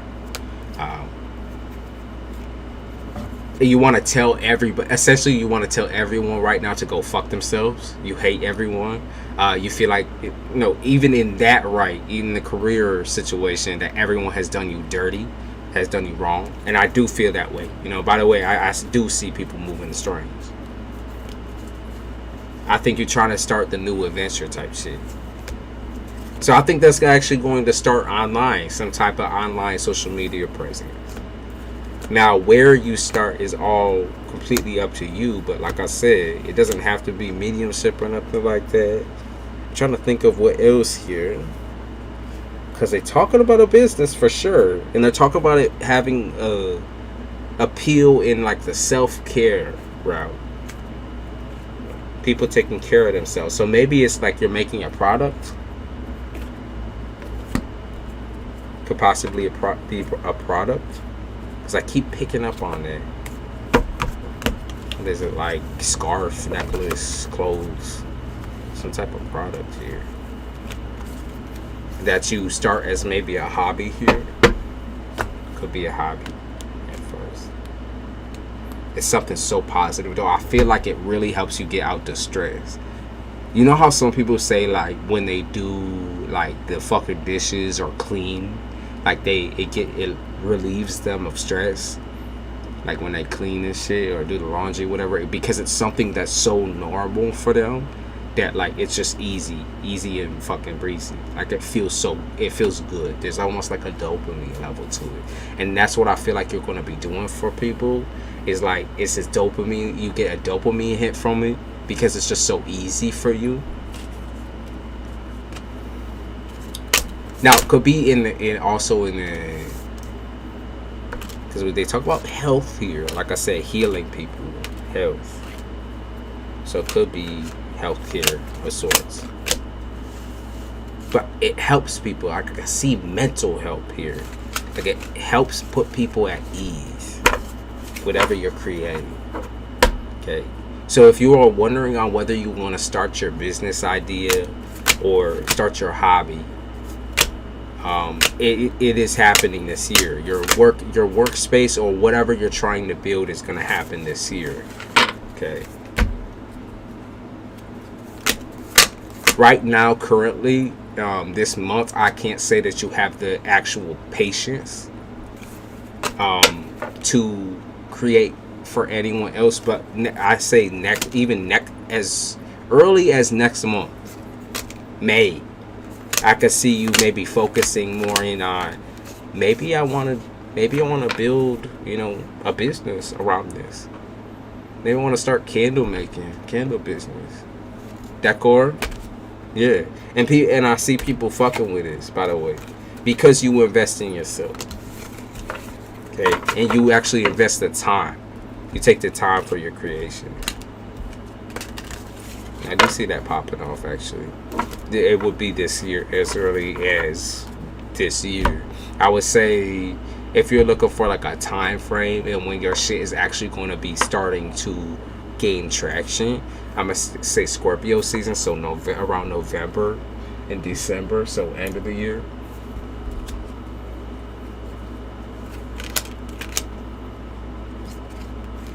Let's see, what's your next endeavor? Now, you are looking for something that is a little bit more temporary, Kelly. Something that's a little bit more temporary.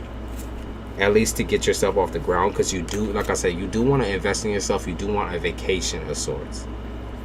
Okay? So, the temporary situation, they talking about saving up from this temporary job, so that you can get rid of all the debt. They talk about debt.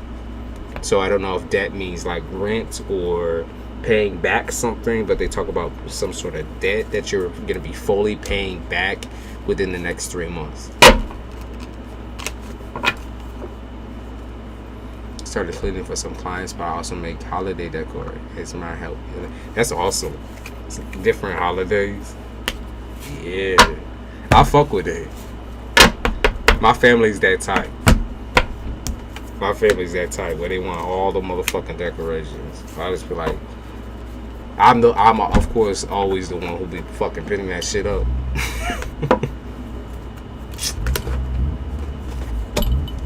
I can't with these people. These people make me feral. Okay. So confirmation as well. So divorce. Okay. Have you gotten your divorce yet? Because what they're saying is there's a confirmation. The confirmation is here for divorce, or like they talk about marital affairs, which makes me think that it's paperwork or some sort.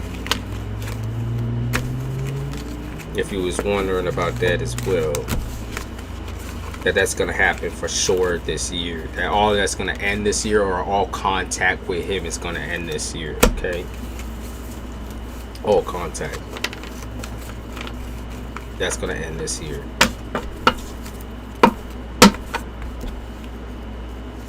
Your list of worries is going to be cut in half type shit. Okay. Now, also for some more money benefits, they be talking about you being able to, I see you meeting What is this? Okay, so there's an exclusive offer here. I'm gonna say that it does have something to do with cleaning. And you just said that you've been cleaning for some clients, but I see a man here coming in with an offer when it comes to money. I see a man here coming in. Does seem like a consistent, steady job. Might be like cleaning someone's office or organizing someone's office, is what I'm gonna say. Yeah, it might be like an office cleaning job, or like a kind of more like janitor style, but I think that you would be like more higher paid. Maybe a hotel. Might be a hotel. But I keep picking up on like cleaning old man's office or some shit. Hopefully it's not no fucking creepy, weird shit. I don't think so. We'll get anything from the civil case we have going on right now. Let's see. Anything from your civil case. Okay, you getting a buzz from it? Yes, you will. Yes, you will. You will. It's going to be a messy battle, but you will. Okay? And I think at the end of the day, you're going to have to decide whether it's worth it. Okay? But, like I said, you will. At the end of the day, decide whether it's worth it. I don't know what that necessarily means in this case. But decide whether it's worth it. That's what they're saying. Make the decision on whether it's worth it or not. I do see you actually getting a settlement out of it. It's going to take a second. Yeah, because they might... Okay, so they might talk about an extension. Okay, with the civil case. They might talk about an extension where this is going to last a lot longer than maybe that what you're wanting it to. Because like I said, it's the thing that's attaching you to this location as well. It's just another fucking thing. So that's what I'm picking up on. Is that whatever this is going to be an extension.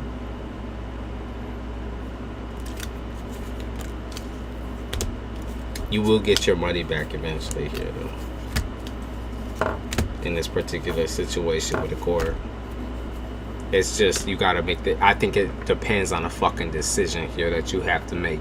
Do you want to put yourself through this? Or do you have the strength right now to go through this? Or are you going to pause this? Okay. I don't think you're going to give up on it necessarily.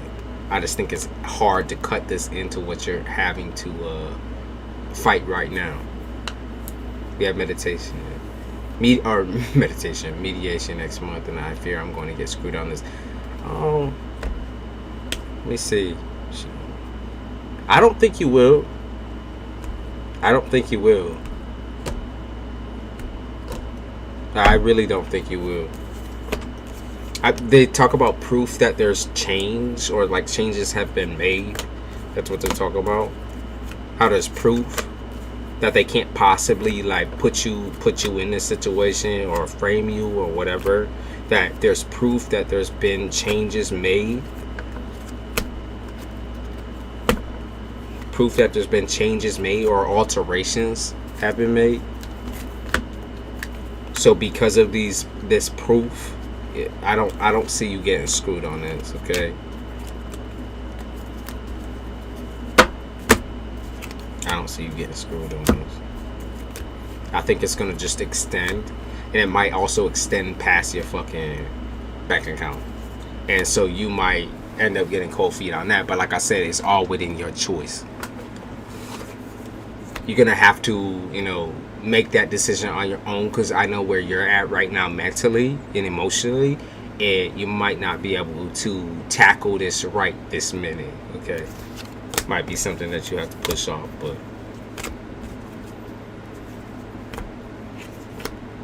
if you make this situation, if you make getting yourself back into like a good mental state the priority, I think it'll be easy for you to because they talk about damages. Okay. They talk about damages. Like I said, damages with mental health, deterioration of mental health. That as well could play a good part in this.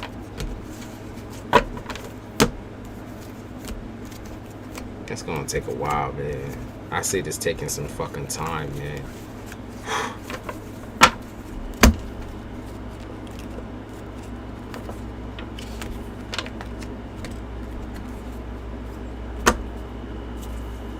Okay.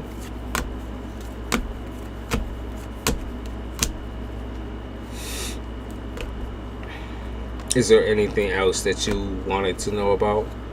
You would be able to, it looked like you would be able to counter this as well. Counter this and get your money back, or at least part of it. I don't think you would get everything, but I think you would definitely tackle a good lump sum of this fucking loan that you had to take out. The debt.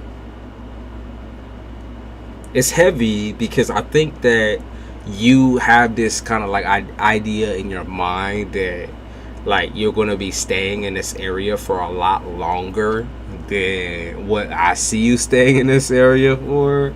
So like I can see you actually leaving by the end of this year perhaps, or even earlier than that if the option is given to you.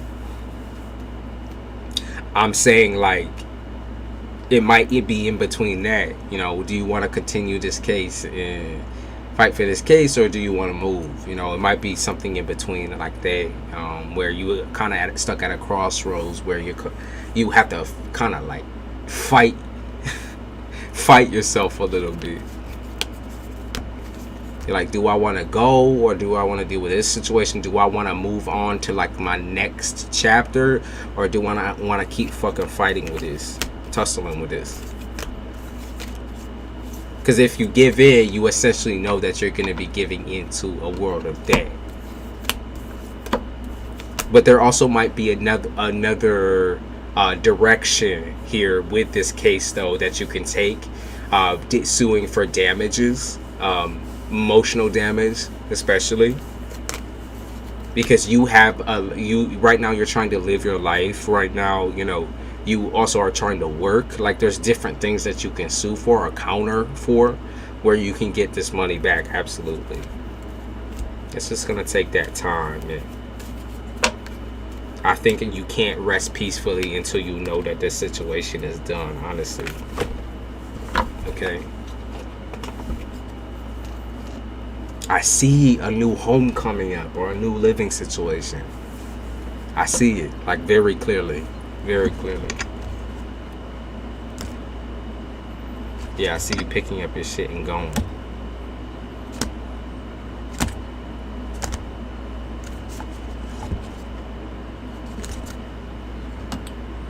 Is there anything else that you wanted to ask me before I move on, Kelly?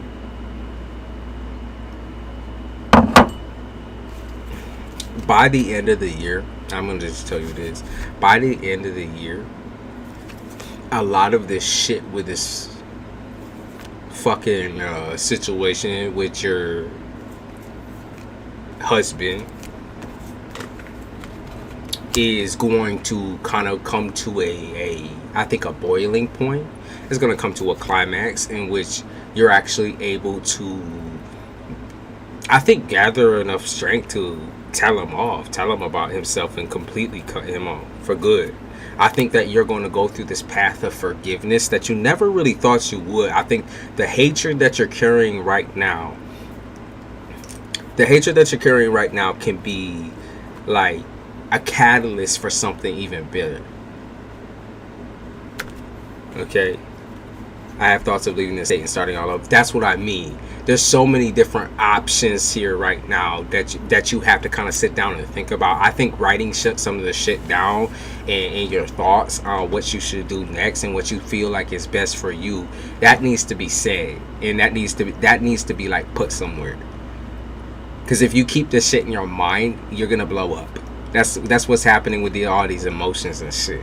It's starting to hit the fucking boiling point. And like you're not happy about leaving behind some of these things because you feel like a coward, essentially. But like, sometimes turning over the new leaf is what you need in order to come back and tackle shit.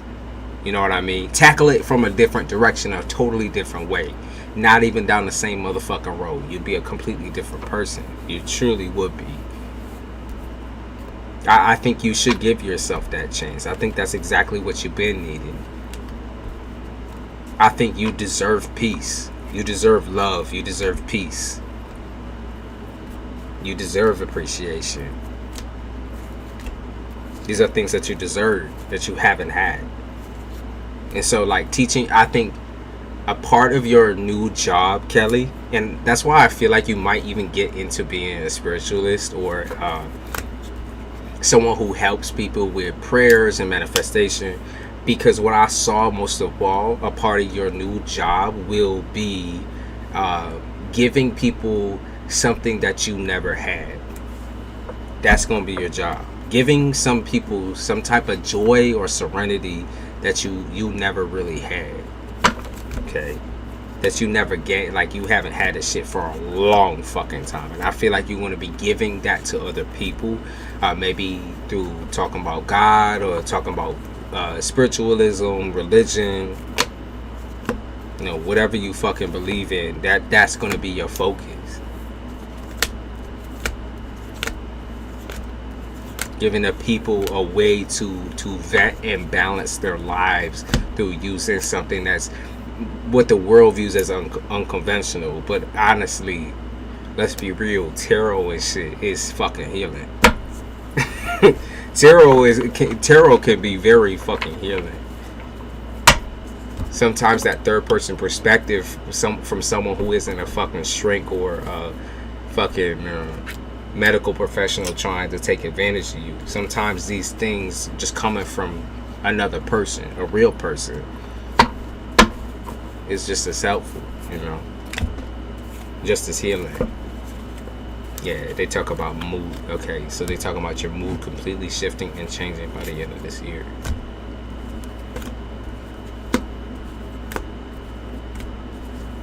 But the feelings that you're experiencing now of being lost are all going to correlate to what you do in the very near future here.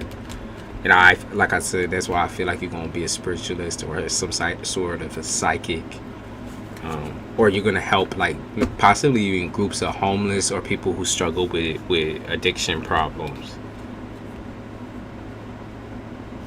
I think your intention is all pure, and that's why these things will move very quickly and fast for you.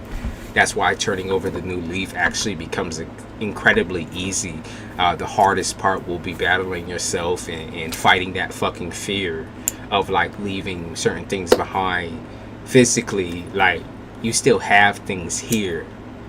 You know, I don't want you to ignore that and just whatever, because, you know, that carries a lot of guilt, a lot of the regret.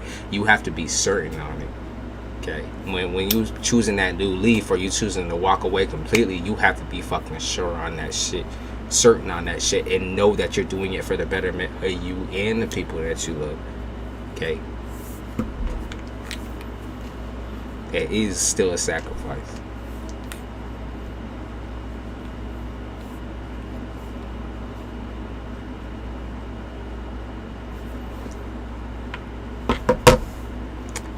Kelly, my first full year.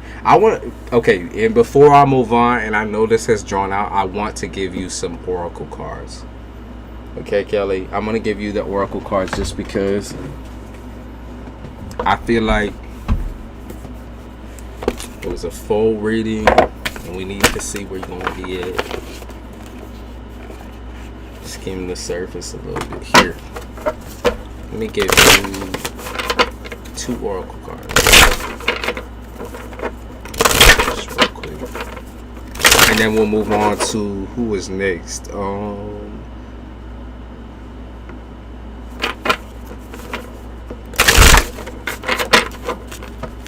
Shakespeare, that's you.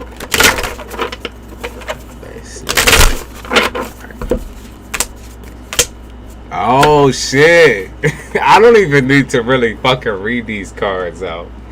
I'm gonna be real. Look. Your first one is released. What bro? That's not crazy. Your first one was release and your second one was freedom. Ain't that fucking crazy, y'all? I literally just shuffled these. Release and freedom came out together. That's crazy. I'm gonna show y'all both the cards. This one's freedom. So this is confirmation that you're gonna get exactly what you've been wanting, Kelly. Be able to fucking release this shit.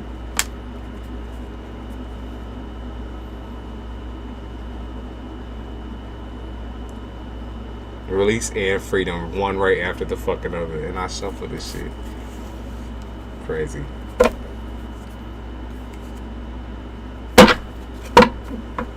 Why did I just get the song? I think it's by Green Day. The I walk alone.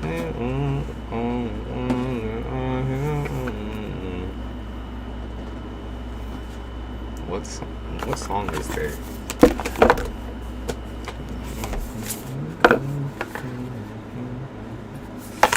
Oh shit.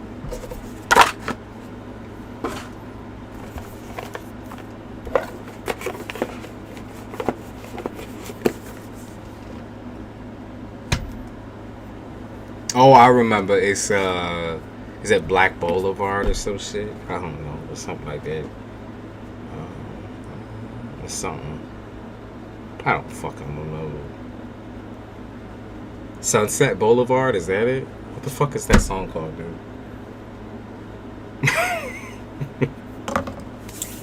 I don't fucking. It is what it is. I don't remember. That song is so damn old to me. All right, J Spear. I'm gonna burn some Bailey. Clear the space for a new person.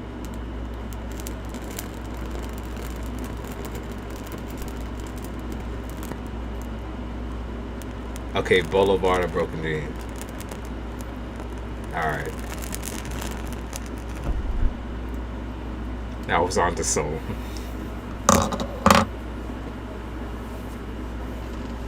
I was on the song. Alright, J Spade, you posted your questions earlier, I think, right?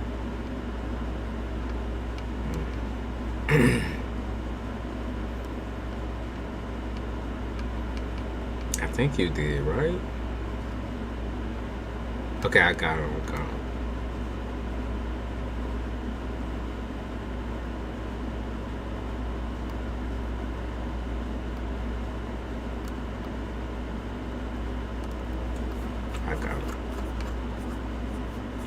It's a music kid.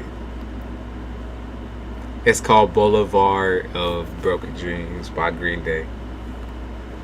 I'm sure only wanna walk the sun. I share a little heart from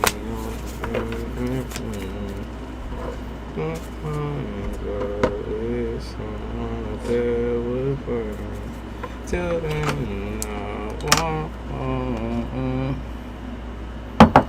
See, I still remember all the words, but didn't remember the fucking title.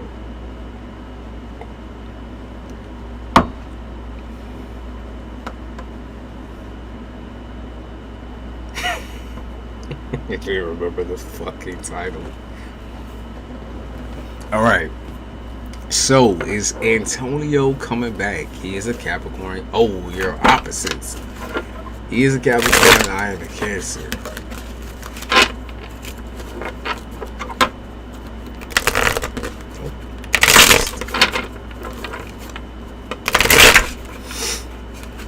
Is he coming back? Is he coming back?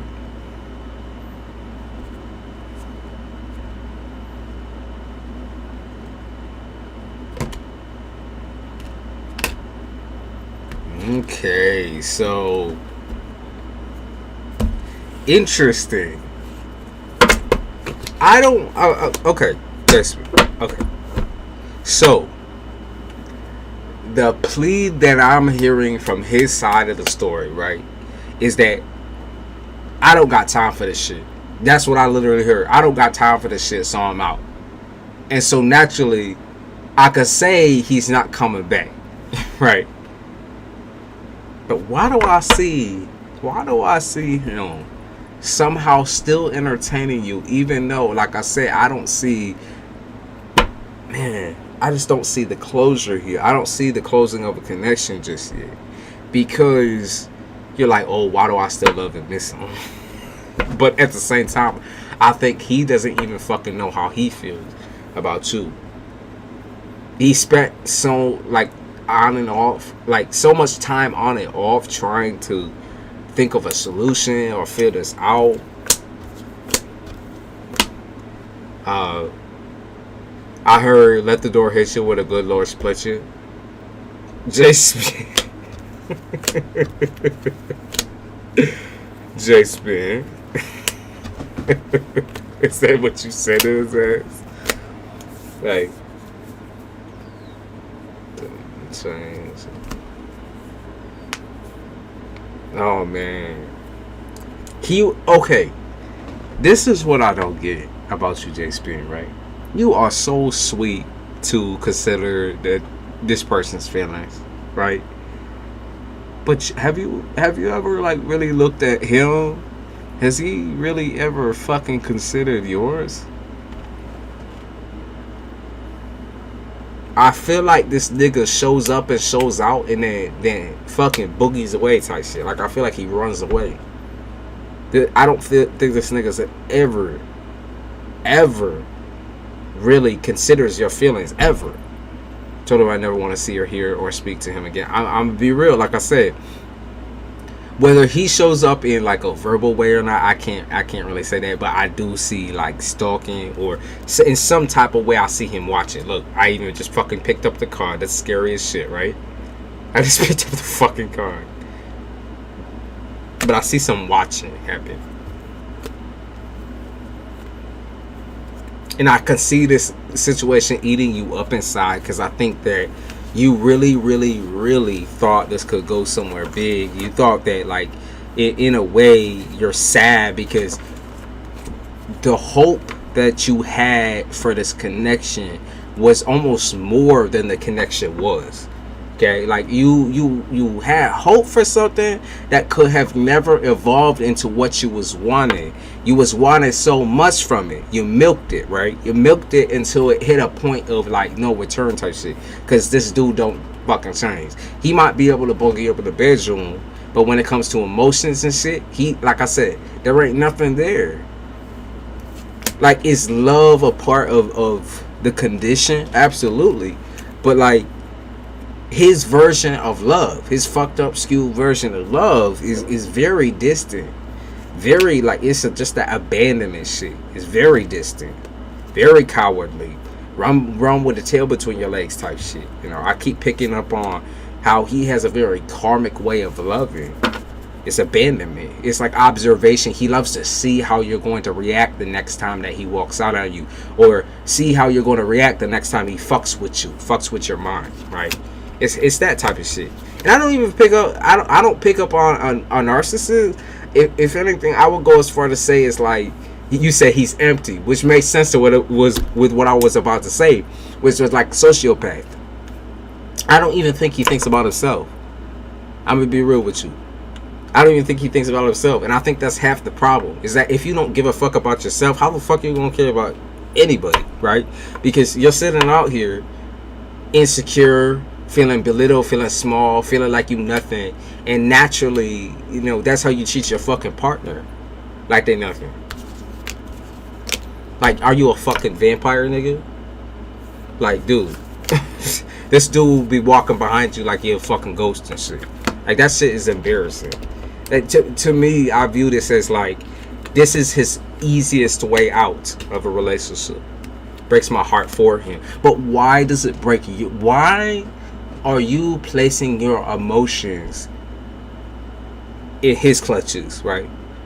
Why do you feel safe enough to put your heart near his fucking dirty ass grubby hands.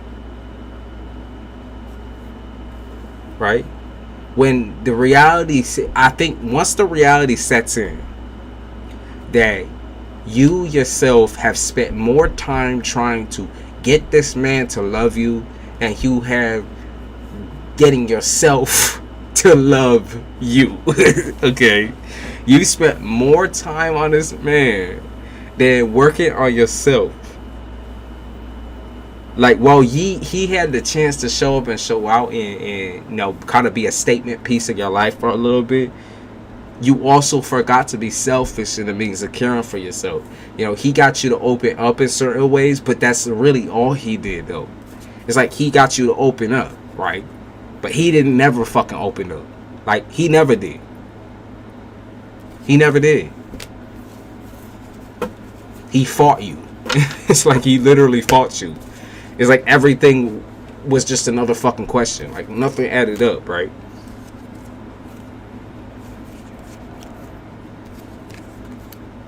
You trust, I mean, you really did trust him. That's the thing. You really did trust him. Let's see why you trusted him. I want to see. Why did you trust him?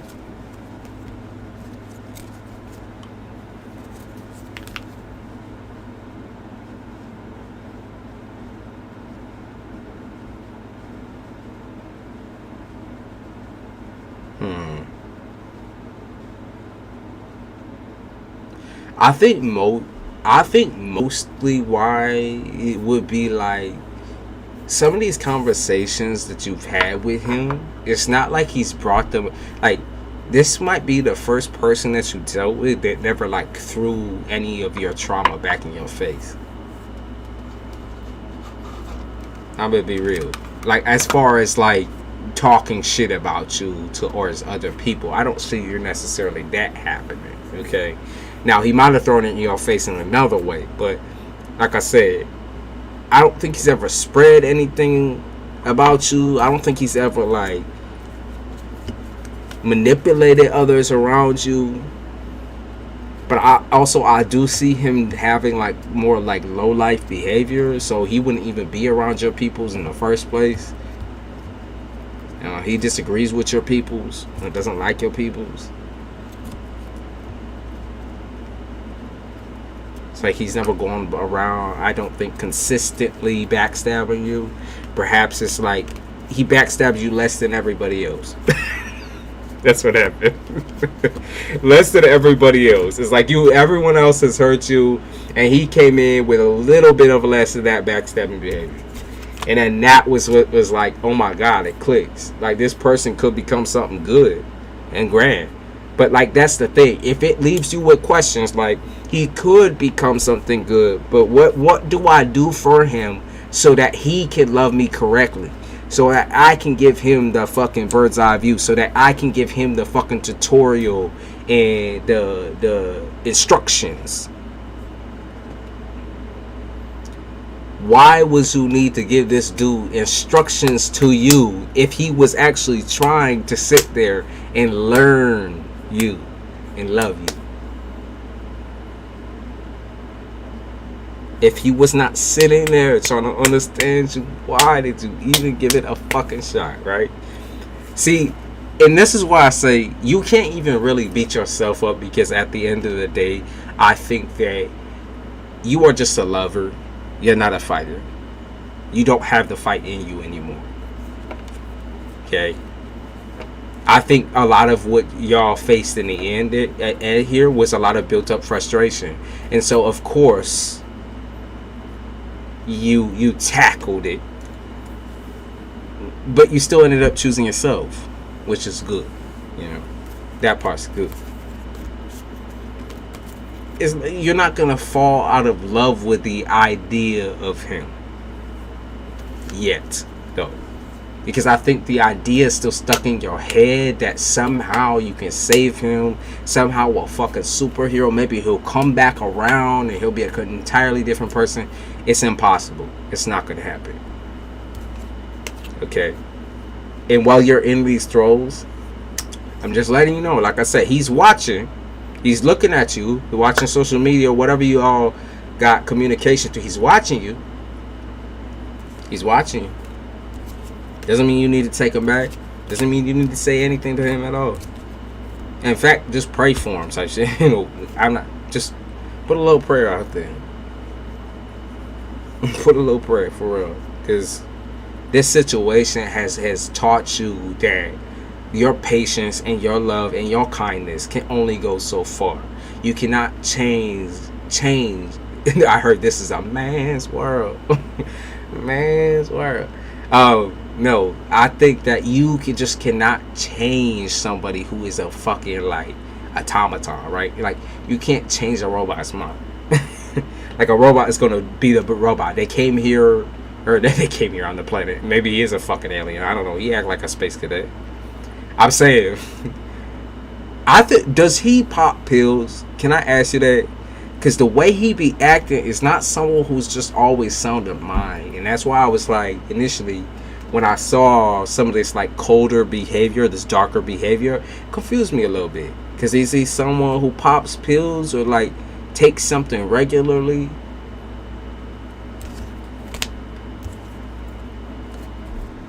Because there's like a separation here, dude. There's like a whole entire fucking separation. I'm not fucking understanding why I feel that vibe, okay? I feel a vibe. Is he married? You think? The double life type? I suspect he is bipolar. Okay, it makes sense then. Because I'm gonna just say, I have BPD, right? And so when I start feeling these vibes, I feel these vibes in my own life, right? I'm able to control them by, you know, different coping mechanisms, working out, whatever, you know, staying away from alcoholism and all that type of shit. But what I'm feeling here is someone who has so much lack that, like, I kind of view this person as like, I don't know, tomorrow he can murder somebody. I mean, tomorrow he can do something wild.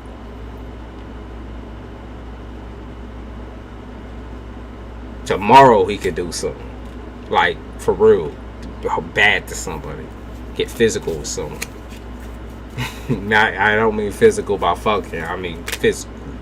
Like, tomorrow he could do something. I pick up on that energy. Now, you, like I said, your love will not just die out. That's not how love works. He would, okay, that makes sense. You say he smokes way too much weed. Yeah, so he gets his fucking panties in a twist when he doesn't have a fucking blunt in his mouth. He gets his fucking panties in the, you know, fucking wide when he doesn't have the weed. He's addicted. And people are, oh, you can't become addicted. You absolutely fucking could. He said he may go to prison on the 24th, finally going to trial. He's guilty. I'm like, you know, he's guilty of whatever it was. It's making him insane. So when psychotic people or people with bipolar smoke weed, it's a different effect than when a fucking person without these problems is smoking. Like, if you just have depression, right, it's gonna have a different effect. But when a person's bipolar, like I said, I would know when we smoke weed, there's a different reaction. Okay, it's not it's not necessarily like the paranoia type shit, but it's like it brings out more of an anger. It like brings up your fucking blood pressure. So every little fucking poke, it doesn't matter if it's like, you know, you just having a simple conversation and you just say a motherfucking trigger word type shit, it's game over. It makes us so sensitive. So fucking sensitive. And in fact, insensitive in his case. Oh, he's guilty. Oh, for sure. He's guilty. No doubt. No doubt. Like I said, that's why I said I feel like he could fucking murder somebody. I feel like he can do anything in this state of mind that he's got. He needs some fucking help. For real. And it's not going to be you that helps him. And I'm glad that you realized that and said no. I'm glad you denied that. Whatever he was trying to do. What was your third question, babe? Knew there were different effects for those would be. Oh, they're absolutely. It's such a different experience from how people describe it when they don't have it, right? It's like y'all are able to relax and calm down. It chills you out. It takes away all the anxiety. For us, it's like a fucking boost. It is a boost to the anger. It is a boost to the already super sensitive mindset. It's like everything is hypersensitive. And then when certain things come about, like when you want to have an adult conversation with him, I'm sure it's like having a conversation with a fucking child. Like he does anything and everything to get what he wants, and he needs you to say, like, he needs you to confirm what he said. Like, he'll never listen to you, but it'll always be a one-sided conversation. He needs you to repeat what he's saying and shit. Is that type? It's controlling behavior, micromanaging behavior.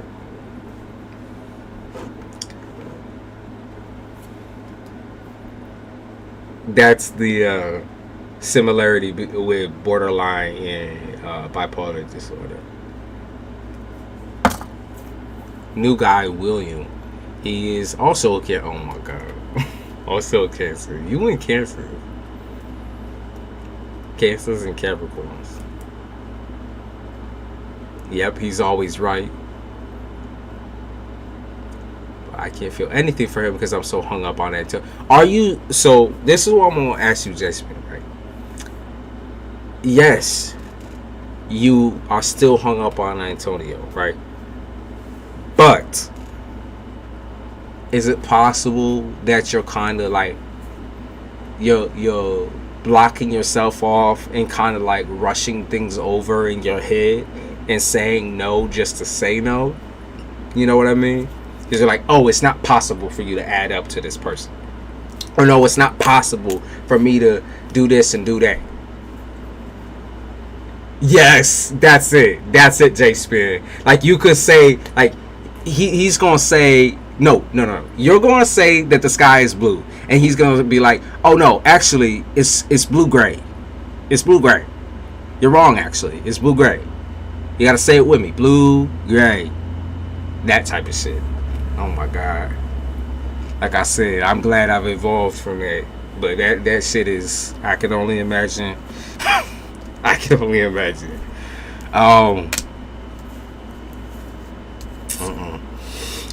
So I think you're right now you're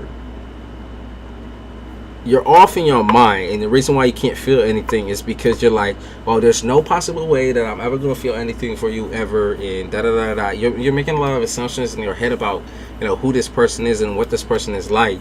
And I think that you just need to allow yourself the space to breathe. Maybe don't continue on with whatever this connection is, especially if he's trying to put you into a connection. I think right now you need to take a fucking break, because it's been, I mean, you've been dealing with Antonio for how long? Because I keep feeling like this. It's not that Antonio is so primarily in your mind. It's like there's a lack with you. Like, where the fuck are you in this? When do you ever get the fucking decision? You're kind of rebelling, is what I want to say to you. You're rebelling. It's not just that Antonio's there. It's also that you are there. And that you're kind of rebelling. Because you've already been suppressed within this other fucking relationship. And now another motherfucker trying to fucking suppress you? Like, what the fuck? Like, who the fuck is this? Right? You don't know who the fuck this nigga is. You don't even know who the fuck Antonio was. So why the fuck would you want to deal with this nigga? You wouldn't. You wouldn't. Okay? You're scared. It's okay to say that you're scared. It's okay to say that you just are fresh out of something, and that you are trying to live. Right? You're trying to live. You're trying to fucking make up for your fucking mistakes. Like, you're trying to, like, correct the things that are wrong that put you in these types of situations. Like, you're trying to grow. And you just can't do that with someone riding you like that. Riding your fucking back. Like, that type of pestering. It's like a fly flying, buzzing around your fucking head. Like, when are you going to accept me? When are you going to accept me? Well, I can accept you on my own time. You can't tell me how I feel and how I don't feel. Like, you can't tell me how to fucking feel about you. It's not about you, nigga. It's not about you. That's what you need to be saying. It's not about you no more, nigga. It's about me too. You can't place that on me. So he can sit there and be like, oh, focus on me. Jace, focus on me. Like, I'm right here. Da da da da da. I'm a pretty ass nigga. Da da da da da. Like, you're not that pretty, nigga. You're not that pretty. Like, I'm trying to focus. I'm trying to grow. But you don't. Why don't you understand that? Like, he gonna feel like you ungrateful and you picky and you this way and you that way. But who gives a fuck what he fucking thinks? You just met his ass and he's already trying to swing you down like that. That in itself is a fucking red flag. If he's doing this motherfucker fast, trying to blow smoke, right? Obviously, there's something wrong with him. That's. It's like he's obsessed with you. Now, I think he's obsessed with the idea of monopolizing or controlling you, controlling your feelings. Again, it's another controlling individual. And you keep running into these types. So it's something to do with you and believing that you don't have enough control in your life and that you need someone strong enough to control you. It's that time. So you're going to need to tackle that within yourself. You know, think about what I just said. You are finding these men, you are finding these characters with heavy control issues. And it's not just because you have control issues. It's because you feel like you lack the control yourself. That you need a nigga to hold you down. And so why do you feel that constant repetition of heading towards peoples that, like I said, you know, they can't console you. They can't help you get over your fear of men. They can't fucking put you on a fucking leash and walk you around and tell you that you're beautiful and wonderful and this and this and that. You need to tell yourself that.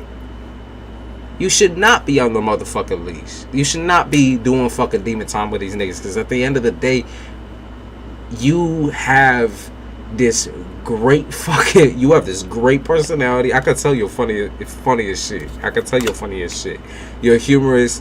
A very beautiful smile. They be talking about your laugh as well.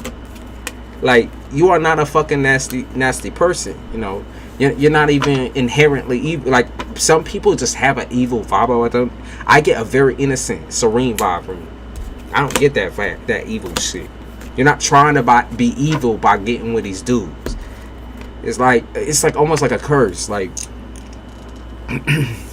I think you think about the type of dude that you hate so much as well. Like, this is piecing it together. You think about the dude that you hate so much that you go right towards the nigga. It's like, I'm trying to avoid all the red flags, da da da da da. And you go right towards the fucking red flag when it's shaking right back in your motherfucking face. Right? There's one in front of you and one behind you type shit. And you looking at the one behind you and you walk forward right into another one. Right into another triangle.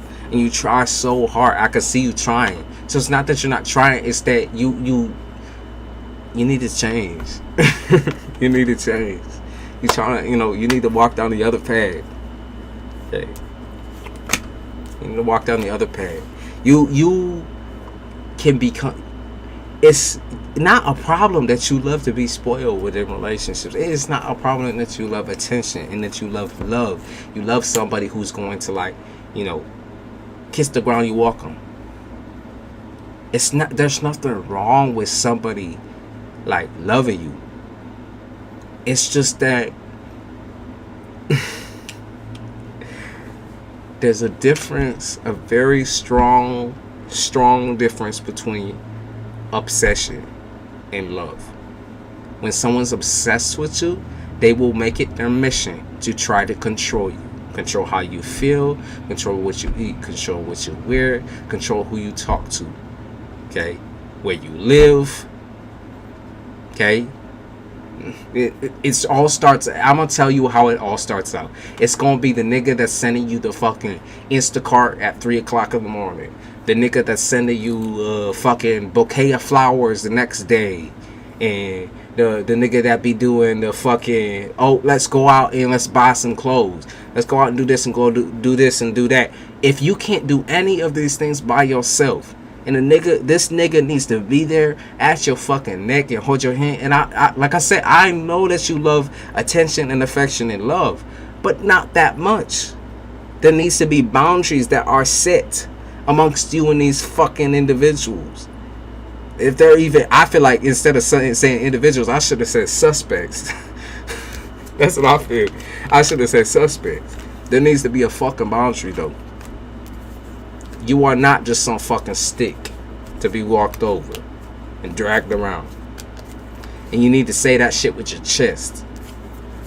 Your intention is not to be walked over and ignored. How you recognize these shady ass niggas?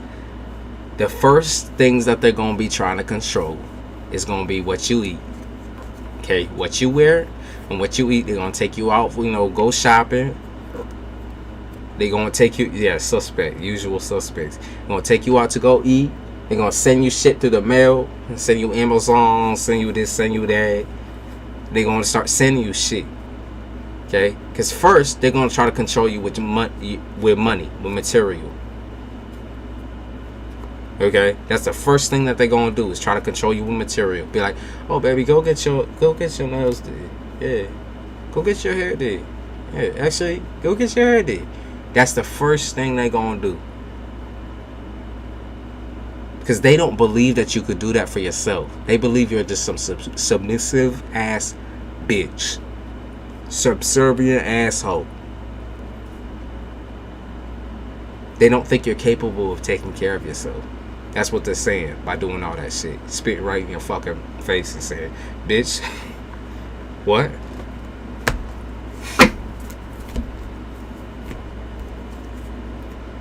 The moment that you start saying no to those motherfucking things, as charming as it seems, as it smile, you take me out for, Louis Vuitton and this and this and that, and he goes with me to go my nails, as charming as it seems, those are all the behaviors, like I said, of a controller, self-centered controller who wants you all to himself, but at the same time wants every woman, every man. It's like, okay, so he wants the cake and eat it too. Okay, he wants everyone on the block, including you. Right? I am very sweet and people take it for weakness and I let them. Right. You are a sweetie pie. That's not the problem. The problem doesn't lie in you being a sweetie pie. I fall for charm so easily. I can see why. Because it's so, like, when I imagine a strong relationship with, a dominant man and, a more, I guess you could say, I'm not going to say submissive woman, but a woman who's just more relaxed, right? You trying to hold your man down and he trying to hold you down, whatever. You're looking for that opposites attract love that sometimes really, really fucks people up. I mean, really. They say, oh, opposites attract, it works, I'm telling you right now that type of shit will fucking destroy you. This is coming from someone who has a very I'm a Cap, right? I have a very extreme, dominant personality, and my problem in the past was dealing with submissive people who would never speak up. It's like they would. So if they disagree with me, if they hated something that I was doing, they let that shit go. They let me get in my own head, and they let me fuck up something that wasn't even fucked up in the first place because they refuse to speak forward their emotions, what they really feel. So for me, how I view it is like, I don't need to be flexing and flashing. In my opinion, a strong man is going to be trying to get to know you emotionally. Okay, he's going to pay attention to the small details. Okay, the small itty bitty fucking details. He's gonna pay attention to you. Okay, he's not gonna just fucking start throwing money at you like, oh, go get this, bitch. How about this one, bitch? How about this one, bitch? Like, no, not like that, right? He's gonna allow you to exercise your own freedom, and buy your own things, do your own, move around yourself. And once in a while, on a special occasion, y'all go out to fucking dinner, y'all go out to eat, y'all go out and enjoy yourselves, and he pays for you or whatever. But like I said, at the end of the day, that's not an all the time thing. It starts at that, where they try to control your materials, they try to make you lean on them. The small details where he admires the fact that, maybe you don't like talking about something. Yeah, you don't like talking about politics, right? And he completely evades that line of communication. Never talks about it again, right?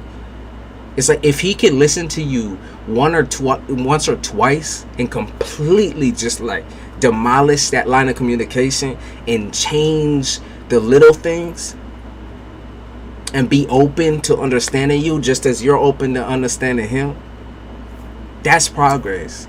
It's not the fucking, hey little mama, I'm gonna toss you this and toss you that. Go get your nails did. Go do this, go that. That's a distancing thing.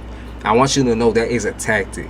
That's a tactic that I've used. Okay, that's a tactic. I'm telling you right now, that is a tactic that I've used. It's a distancing thing. Okay, it's just to say, hey, I have things to give you. I have materials to give you. I might not be the fucking brightest motherfucker. I might not be the kindest motherfucker, but I got shit to give you. At least I have materials, right? At least I'm not like one of these broke bums out here type shit. It's that.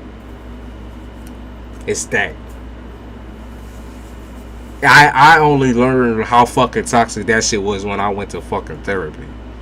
I didn't know what the fuck I was doing until I went and I was like, oh, so that's what it is. That's why I keep giving people shit. It's because I feel like I have no personal value. And so instead of saying like, hey, I'm a pretty sensitive person or a pretty sensitive guy.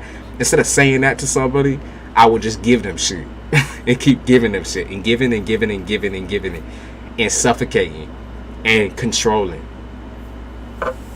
Possessiveness is not a good trait to have. And people are always like, well, you need to give your partner a little fucking shit for looking this way, looking that way, looking at a man or a woman will not look at another motherfucker if they are in love with you. Plain and simple, they just won't. They just won't. There's no fucking wiggle room on that. They just won't. If they are in love with you, they will not make a mistake. They will not fuck up like that. Fuck ups might happen within communication because that just happens. Y'all gonna disagree, you two different people. But fuck ups like that will not happen. I'm happy you work on it. So, of course. But I'm saying that more as an example, right? More as an example for the type of person that you're dealing with. You need to be more honest with yourself in dealing with these dudes, because I think you see the money and you see the materials, or you see some type of quirk or quality, and I think a lot of that is what you missed in all of your masculine relationships. Honestly, like I would say the material wealth might seem like stability to you. Someone who holds a job might seem like stability to you. Someone who possibly, is more quiet in their demeanor might seem at surface level like it's some sort of stability. But that ain't shit. And you aren't gonna learn that it ain't shit, instantaneously, but around 5 to 6 months or so. Come on.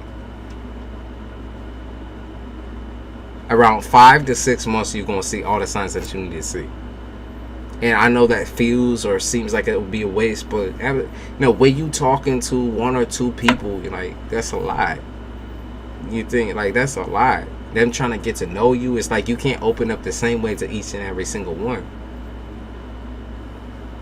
So, however, to be clear, Antonio was a dusty. Oh, so you was the stable one in that situation. Fell for the trauma. Okay. But did I throw too much credit on his name? She said, first of all. She said, first of all, nigga. She said, first of all, listen to me. You said he was a dusty.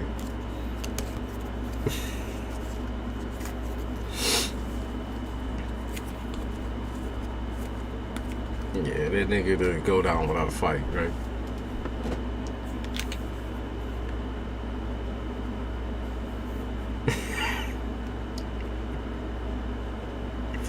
Said, first of all, you can't put that shit on that nigga for real. Like, you don't know him like that. You don't know him like I know him. Dirty ass nigga.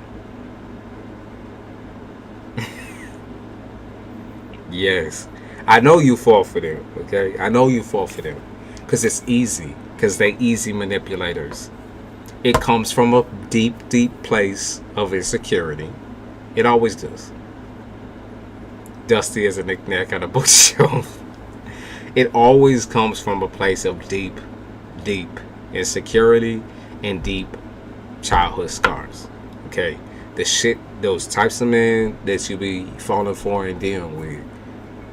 That's where those things stem. Okay, the reason why they're empty. Take a hit, take a guess, take a gander. That's the reason. Like, you know, they've been through it. But at the end of the day, being through it ain't a fucking excuse for, you know, you gonna be a piece of shit just because other people were pieces of shit to you and you're gonna just pass that on. Like, does that make any sense if you're out here trying to look for love, look for affection?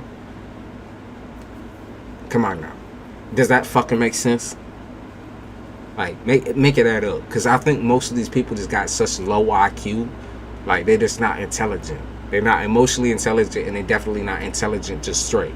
So it's hard for me to say, like, you be talking about the emotional values and shit like that, and, you know, how you sensitive and that. But at the end of the day, where are you seeing the fucking sensitivities in these motherfuckers? Because the way they talk, a lot of the time, the way these niggas talk about their trauma, as if it's like a fucking badge. Like they deserve a fucking golden golden scar. A golden star. Like, that's how these niggas be talking about trauma. It's a fucking golden star. Like, are you for real though? Like, they don't even have any emotional value. They don't add any worth to the things that they have been through. They're like, oh, teacher, mom, can I get a golden star? Like, that's what they be saying basically to you. And the shit that they've been through is just another thing. It's not even important to them. There's no emotions there. They won't admit that those things have hurt them. And then as a repercussion of that, they go through life hurting others because they really are fucking hurt. It's like, man, them narcissistic, self-centered attitudes are just crazy. Like, can I get a gold star for being traumatized? Like, love me, I'm traumatized. His trauma was everything, but mine meant nothing. He chose to add to it. That's the shit I be talking about. Especially when you got a big heart, man. That shit is, it's rough. It's so rough. I do gotta take a piss now. I did see a couple other people come forward here for some reading. Amber, of course, I saw you, and as well as Ashley. I saw you too. Let's take a piss real fast. JSP said, You're gonna get it though. I know you will. just taking space, and you know, you gotta stop holding your breath and stop dealing with niggas just for a second. Get yourself back on your feet. And once you do that, I think you'll be able to see what I'm talking about, the repetition in that. And I don't think you're making another fucking mistake. If anything, they'll make mistakes with you, but I think you're just gonna keep moving right on.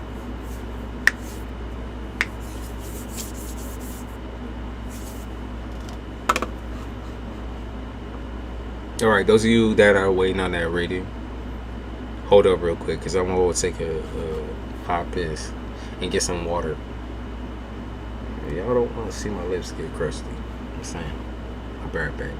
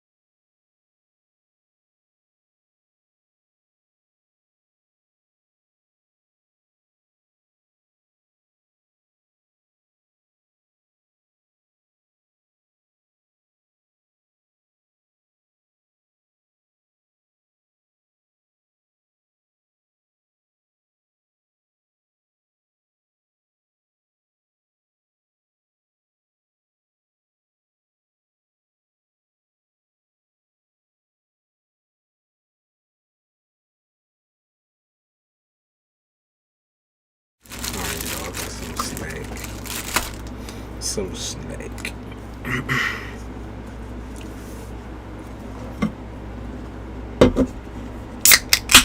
I hate these fucking things, bro. Try to lean off some caffeine.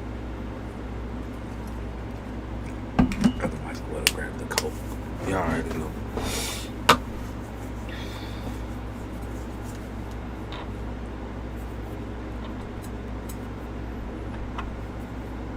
Alright.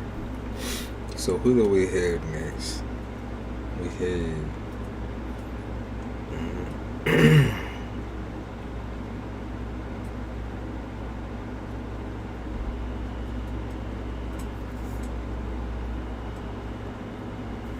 yeah, just brought crackers. I did have pistachios on there, but they were so fucking annoying to open. Okay, Amber, you was next.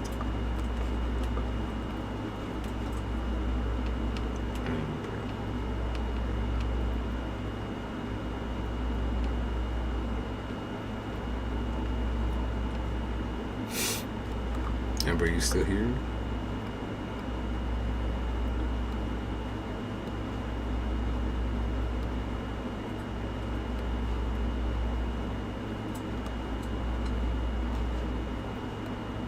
Thank you for coming in, Angela. I appreciate you.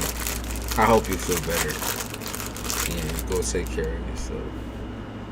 Get something good to eat.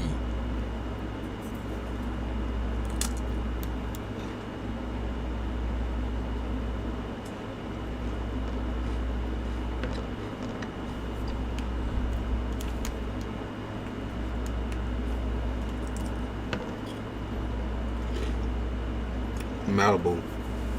I do gotta catch you though. Wait, I already did tell you yes or no.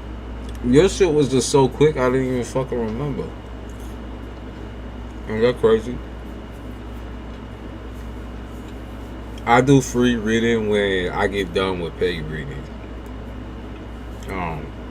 I'm just moving on to the next person, and then sometimes I'll do some free in between.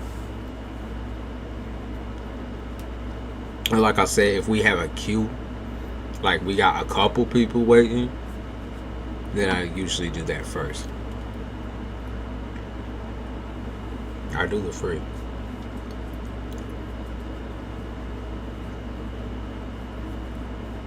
Do you have a free question? Real quick? Because I'm not going to do a whole entire general. I do the questions.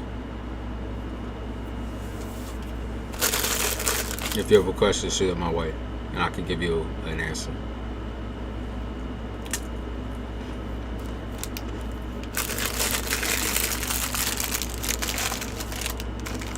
Damn, I really wanted those pistachios. I have a stress test tomorrow, and then you'll already answer my question.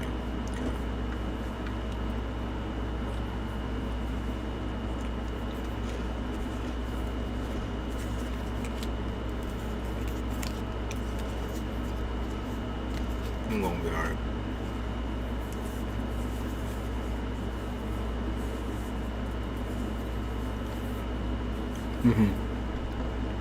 Okay. Should you pursue business management for college? You're business minded. I mean, the question is, are you ready to invest into something that you always have wanted to do? Have your own business or several businesses? Because if you hesitate now, right, I could see problems running in the future where planning and organization becomes an issue, where it's like, okay, so how are you going to gain the time to organize or have your own business type shit? I can see that becoming a problem. Okay, like I said, I would go for it only because you are a business minded individual. You already kind of have that under your belt where you're very organized. And naturally, I think that will follow suit with whatever you end up wanting to do creatively, or wherever you spread yourself. I think you should have several businesses though, for sure, because you definitely just have that mind. You got like entrepreneur or Aquarian vibes. Definitely Aquarian vibes. They're Virgo vibes. Pisces there's Pisces here as well. That's what they're talking about. Their vibes. Yeah, they say you have a connection to like entrepreneurship or a connection to starting your own business, or you're meant to do that. It's what you're meant to do. It's instinctual for you. It's instinctual. You're just meant to do it.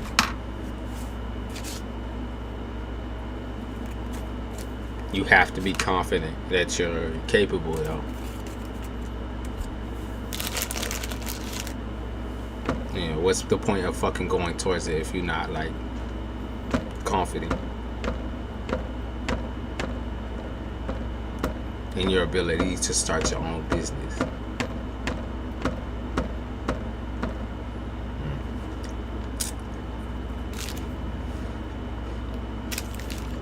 Yeah, you're looking for the finer things in life, and I'm telling you, you could have them as long as you keep that fucking confidence. Not cockiness, it's confidence. You know your you gotta still know your limits, especially with school.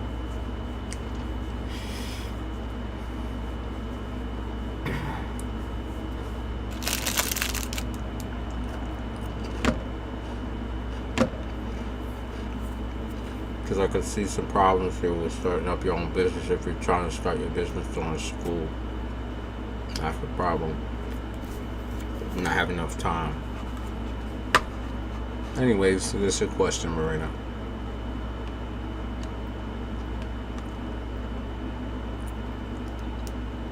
Alright, Amber kinda disappeared.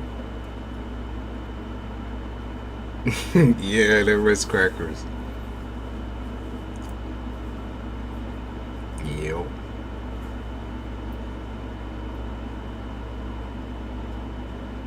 They're Ritz.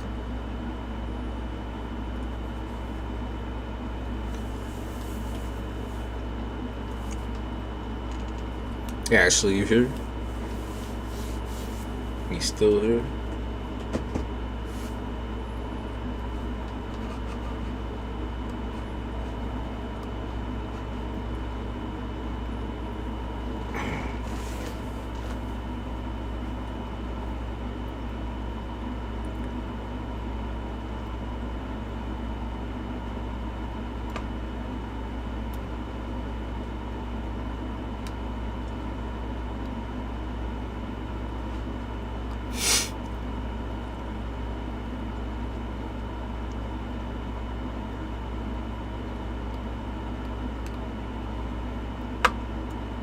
Hi, Ashley.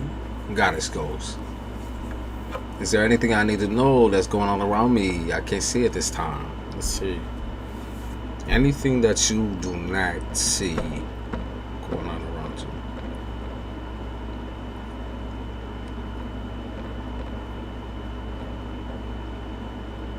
I'll play that song. I didn't see Amber, so I'm gonna say, Ashley.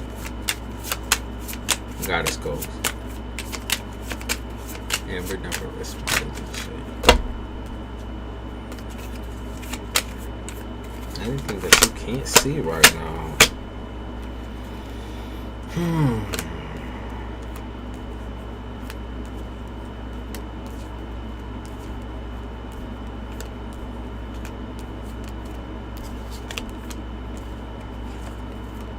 Okay, someone's distracting you. Okay, someone's distracted. It does seem like there needs to be some more time spent on organizing maybe a schedule here, Goddess Goals, because I do feel like someone is distracting you from making that money move, that guac. Okay, your future plans. I do feel like there is a distraction here. You know, while you could still feel like happy, I guess, or excited about this I think it's a person. I want to say you were getting romantically involved with someone. I do feel like you need to learn to build a boundary. Like I said, a schedule. You got to learn to build it. You definitely have a big heart here. I see you have a real big heart. You're also very funny, is what they said. Very funny. And that, like, it's impossible for you to live a life where you're completely, like, every second of every single fucking day dedicating your time to somebody. You really do need to take some time off. Watch your step. Now, if you're not necessarily pursuing just anybody, and you kind of just all over the board when it comes to dating, that also calls for a break, though. That also calls for a break. Okay.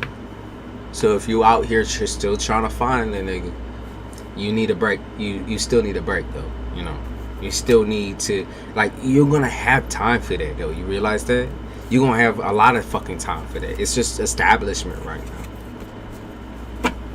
You have, like, so many goals, like you said. I'm gonna call them goals, but I feel like it's more or less, you've already made up in your mind who you want to be and what you want to be and what you are going to be. You know, it is a little bit of cockiness to say that, like, you know exactly what you're going to be, like how big you're going to be. But at the same time, I want to say, like, this comes from a place of knowing your skill level and knowing who you are. You just know that, right? You know where the fuck you're going to be.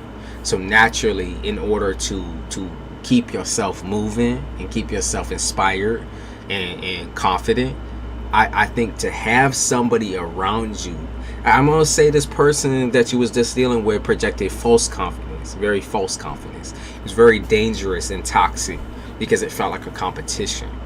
You need to stay away from the ones where it starts feeling like a competition, because you, like I said, you work hard for what you got. You work hard, babe. And for someone to, like, try to sabotage that because they want to fucking compete with you, like y'all both on a racetrack and shit, it's like, what the fuck? Like, bitch, that make no sense. Like, you trying to get romantic, you trying to get sexy with it, but that ain't sexy. That's foul. That's weird. It's just weird. Yeah, we're acting real strange, dude. Acting real strange and real fruity, real different. Real different.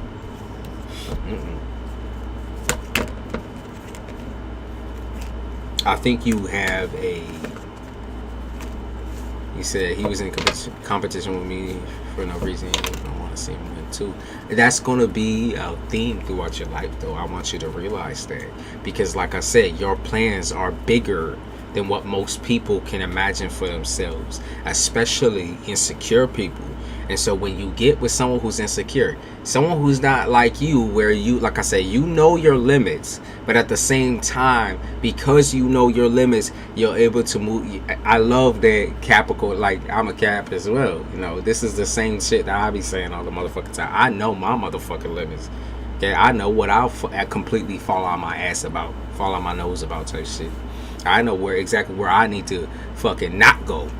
And as a plus to that, right, because I'm so sometimes negative and defiant, I also know exactly where I can go and how high I can go, right? I'll push the motherfucking, there ain't no limit up there type shit. Yeah, when you're good at something, when you on that motherfucking track, you just gonna keep riding that shit upward. That's just the way it works.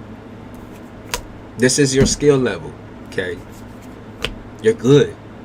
There's Scorpio in you as well, though. Like, there's strong amounts of Scorpio, and that's why people fucking compete with you. That's why people compete with you. I don't know what house it's in or whatever, but this is why all of your fucking partners compete with you.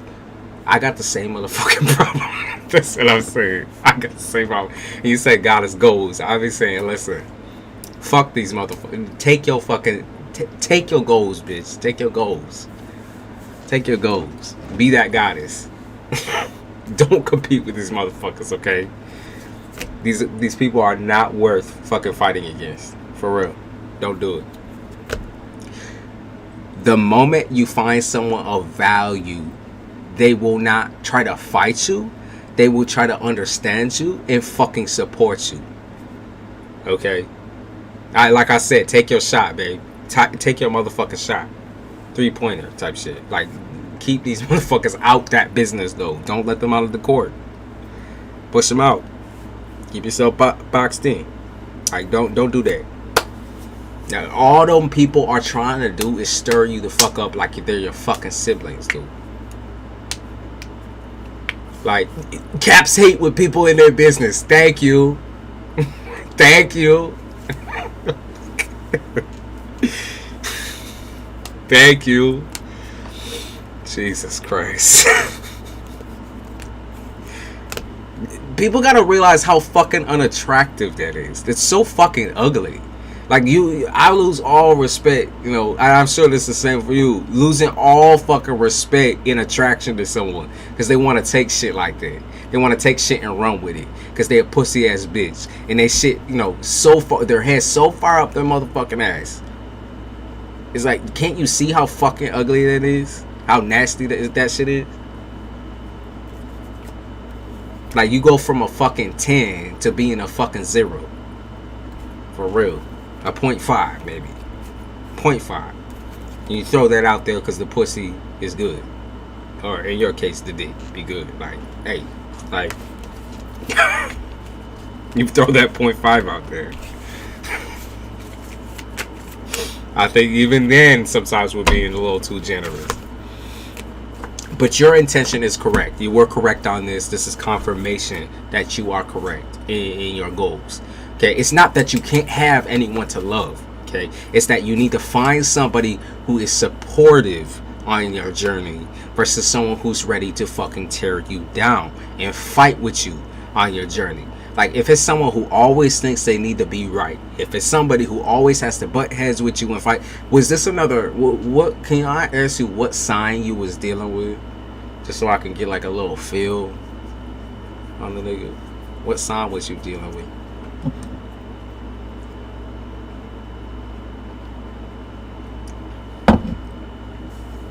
Man, I can't stand these people. I can't stand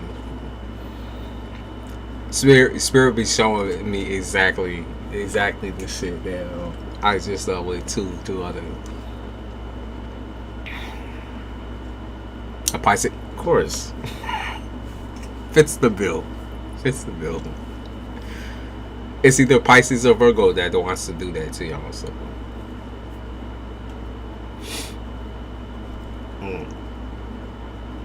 Yep.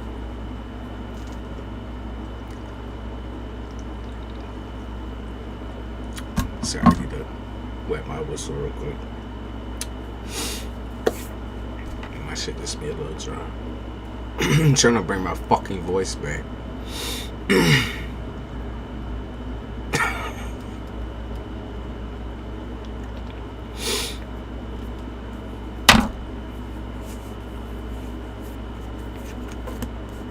I can't with these people, man.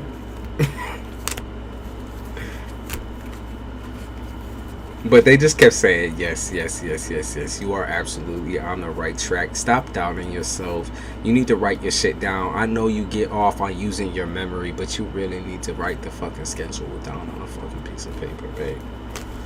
Okay, it's time to, we're moving from the fucking Stone Age where nobody knew how to write to the age where now we got fucking phones, so we can just settle on that shit, plug that shit in there, and then that's it. That's the end of it.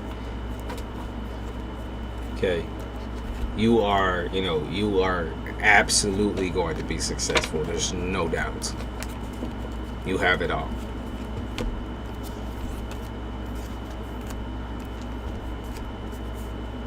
So try to find it within yourself to prevent like that whole sibling rivalry type shit, because you start getting competitive. I know it. You start getting competitive when someone challenges you. Okay, you start getting a little pep in your step. You say, what the fuck do you say, man? Like, what was that? What's that fucking stupid happy little ass? It's I can do anything, you can do better. I can do anything better than you. That shit. Don't start doing that shit. Not only is that shit annoying, but also it's going to cause you a lot of problems, because all you're doing is focusing on that person like they want you to. They want you to focus on them. They want you. They want you to fucking yell at them or argue with them and try to change their mind. They want that shit.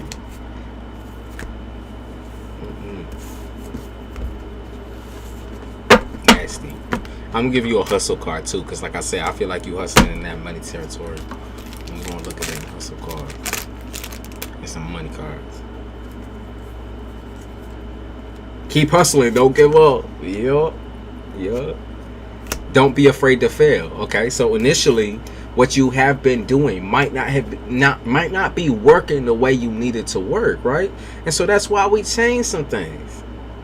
That's why we change some shit. That's why we move some shit over.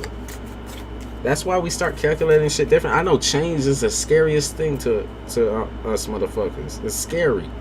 Okay, career change, again, changing shit up. Okay, I don't think it's career change completely, but I think it's changing shit up within the career zone so that it makes sense with your schedule. So afraid of change. Baby, I'm telling you, we've been going through the exact same thing when it comes to that shit. Capricorns attract Capricorns, I think, is what's happening right now. We got that vibration going on. It's the same shit.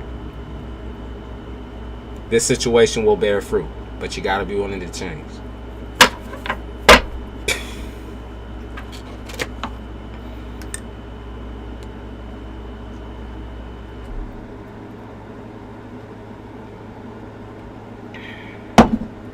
Step out that comfort zone.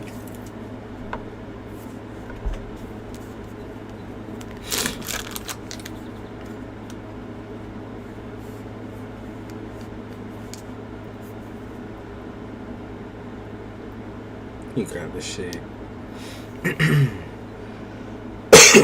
Excuse me. I might need to take a little vocal break. I'll stay on for like, yeah, we'll stay on until like 12:15. And then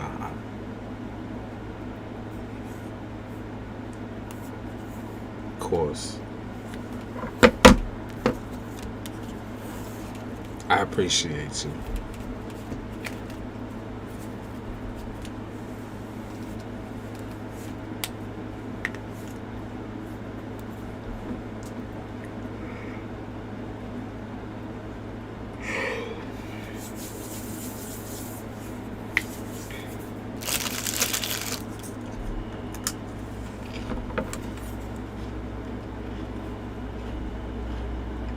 Trying to think of what meal I'm gonna plan after this. I like maybe some like bacon.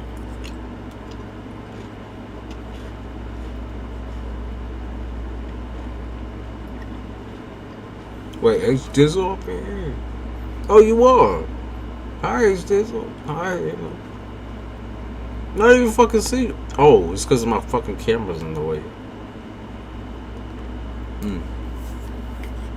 I didn't even see you. The comment went right up.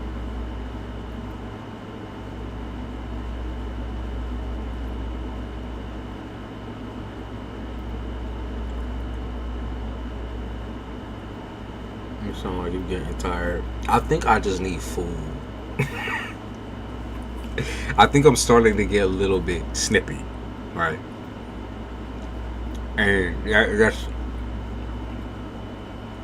that's just it. Like I legitimately believe I'm getting snippy. I did 3 questions. They added money too. Did you see that? Oh, I do. Okay, I do see that. I do see that.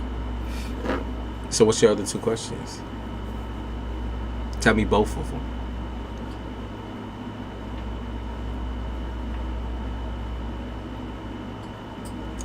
I'm doing good. How are you doing?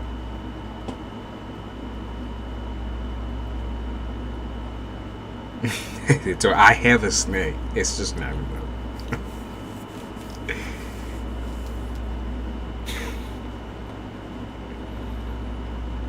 I got the Ritz crackers going on. I could go for some bacon right now. Bacon, toast, egg, maybe pancake, a waffle. Breakfast food sounds real good right now. Let's see.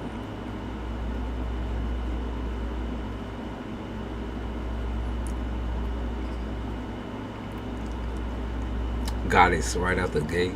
I don't use that particular practice on my channel, the twin flame experience, just because, you know, to me, like I said, it's all within our choice of choosing our partners. We don't have to be with anyone or deal with anyone, regardless of how deep the connection is. Plus, we can have a deep connection with anyone. You know, that's just how I feel, is that anyone can be a deep connection. You know, people who say it's not as deep as the twin flame, like, the motherfuckers are talking about a connection where they felt like obsessed with somebody, and naturally sometimes that's your first love, and that, right? So I'm saying twin flame ain't really my style, but I can see if you should move on. Is that what you asking? If you should move on? I told you to put that on your wish list so we can make sure you're fed. I'm fed. What you mean? I'm fed. I got all that shit right in the fridge. Okay, so like, you know, I can tell y'all if you have like a chemistry, right, connection. I think you would know that though if you have chemistry. If you be saying shit like, oh, is he my twin flame? I would say y'all have some sort of chemistry. Now, is it the chemistry you want? No. No, that's not. Should I move on? Okay.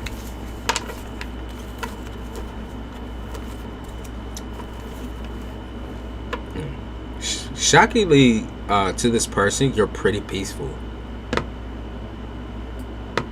Shockingly, to this person, how you act towards this person is like, okay, you act pretty peaceful, even though in some sorts of ways I feel like they stress you the fuck out.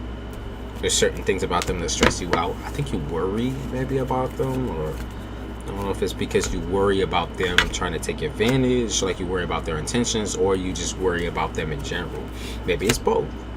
Okay, you worry about their like respect for you, respect for your boundaries, because it doesn't really feel to me personally that y'all have really explored much of any of your like emotions, that sort. And I think y'all be avoiding. I think both y'all are kind of, no, I think this person that you deal with is afraid of rejection, and I think you yourself are afraid of him being a narcissist or too self-centered for you. And that's where I would say that's absolutely what's going on. You already see this person, like the red flag should be, you already see this person as someone who's gaslighting you, trying to get you to react. That doesn't mean that y'all have, like, you know, y'all are not a twin flame connection, okay? You're not. Worry about him because I care if he is a scammer. But what I see is that he's a deadbeat. Okay, so he's even too deadbeat to fucking be a scammer.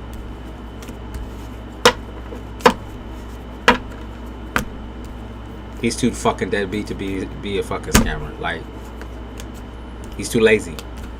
I don't think he's a scammer. I think he is just a deadbeat. He has no money. As far as where he gets it, like I said, you know, his mama, maybe. I think his mama, honestly. I'm being real for that. When I said that, I was being real. I think he gets that shit from his mom. He's deadbeat. He ain't got shit. I think that, like, you have this idea in your head of who they are, and of course you don't trust it initially because it seems too perfect and too good to be true. And that's why I'm saying to you, like I said, they a broke bitch. They are opportunists. Okay, they adding lies into the conversation in order to look good. That's what's happening. That's what's happening. They adding lies into the conversation in order to look better and look good. They fill in the conversation in with like little, you know, you would think it'd be little tiny white lies, but I feel like it's becoming more and more extreme as it goes on. It's like he needs to make lies in order to cover up for the other lies that he's told you. So that's what's up. That's what's up. And you trying to see like the truth through it. You're trying to wait for him to slip up. I feel like it's getting increasingly harder because I feel like he's trying to like act like somehow he's clamming up or something, or somehow he's acting distant or something. Like he's trying to play and act like he is. He's trying to play and act like you. That's what I keep picking up on. He's trying to play and act like you are. You know how you're kind of like, you know, you're keeping at a distance. You're keeping like tabs on him. It's just so interesting to me. He's trying to act like you, where he's like taking a distance, you know, doesn't feel this way, that doesn't feel that way anymore. But it's so weird though. It's such a fucking weirdo. Such a like I feel like this person's just got such a fragile ego. So fragile. So hurt. Like, and I feel like it's almost for no reason. I feel like this person just sabotages themselves and like places the blame on others. It's just so weird. Yeah, he does watch you all the time. He does.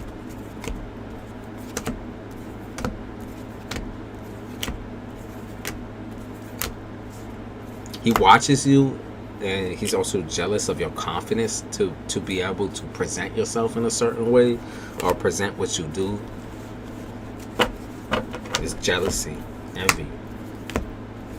That you can be who you are with no doubts in your mind type shit. I do see him possibly hitting you up, or there's a possible like message coming through.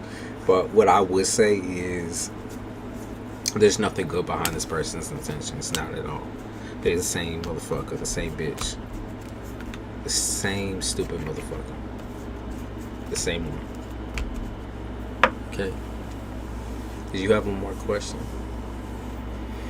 And Marina, you said, by the way, do you have any other payment methods? I do have a Cash App. It's CULTUREALI altogether.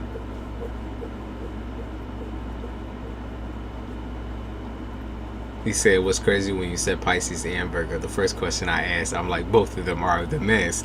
So that's exactly what I mean there, right? There's obviously a repetition going on right now. And the repetition is both these people are self-centered, narcissistic. They cannot take any type of criticism, but will dish it. Will give it out and act like you're fucking stupid. Okay. So obviously these people are not good. Not only are they not good for your mental health, but they're also not good for your financial health. They're also not good for your abundance, your business. They're not good for you. They aren't capable of being supported. All they do is fucking tear you down in small little ways. It starts out small and then it ends in a fucking tidal wave, right? It's a means of getting you on their level, putting them into low life mode. Should I move? All right. Should you move? I gotta take these fucking contacts out, man. Now they're starting to burn my eyes. That's why you see my eyes going. I'm not tired just yet. I should be around 3.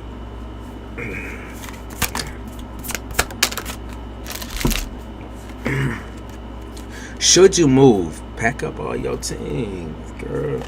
Pack up all your things. That's what they're saying. Like, what you mean? Like, to me, you kind of, I think you resist this because of comfort level, and also because you feel like you can't make it.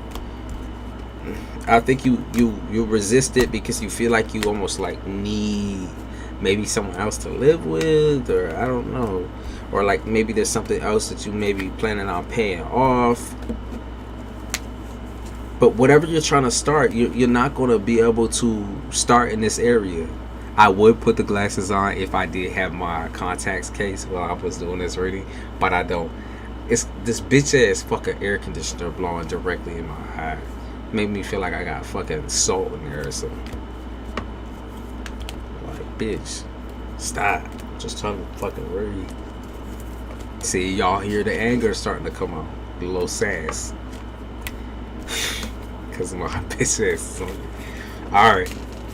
But like, I think you have this idea in your mind that you don't want to force it. You're like, well, you know, if I'm comfortable here, then why don't I just fucking stay here? And then, you know, if the option comes, you need to make the decision, babe.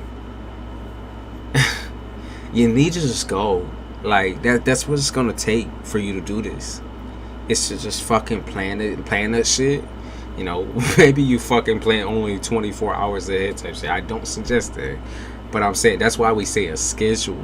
That's why I said a fucking schedule, so you can get your ass somewhere where you feel safe, where you feel desired and heard, and not seen as like a fucking, you know, you're not some prey walking down the street type shit. Yeah, they say you can have everything with a sacrifice. You're going to have to sacrifice some of this comfort that you got right now. Even if you say, like, you know, I'm tired of it. It's like you've gotten comfortable with being fucking tired, sick and tired of a situation. Because the action piece is kind of what you're lacking because of fear. Because you're scared. You're like, well, what if I go somewhere even worse? You know, it's paranoia. But I understand why you would feel that, why you would think of that. It is nerve-wracking to plan this alone, especially. And to try to hide it from people is also what I picked up on, is that you would have to hide it from certain people. But there's nothing wrong with it, though. Like, this is a part of your adult life. You know, they're not fucking tagging along for the ride. So, you know, it is what it is. You do be talking about a little bit of karma. Okay, a little bit of karma coming back your way. This is positive karma. Doesn't seem like you're gonna be dished out with maybe some money or some insight. I'm gonna say insight because we did get Gemini some communication here, some insight from spirit.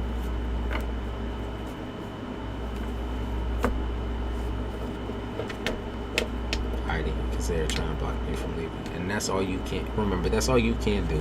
And I know it gets exhausting and it gets tiring to try to fake and be someone that you're not, when in reality you just want to fucking tell everyone to go fuck themselves and be like, well, I'm gonna go do well and I'm gonna move here, I'm gonna move there.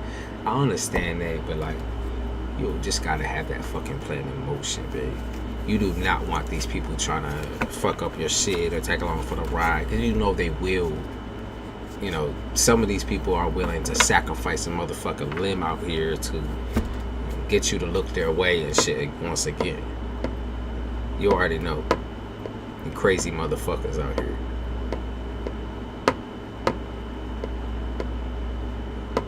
They be talking about checks coming in too.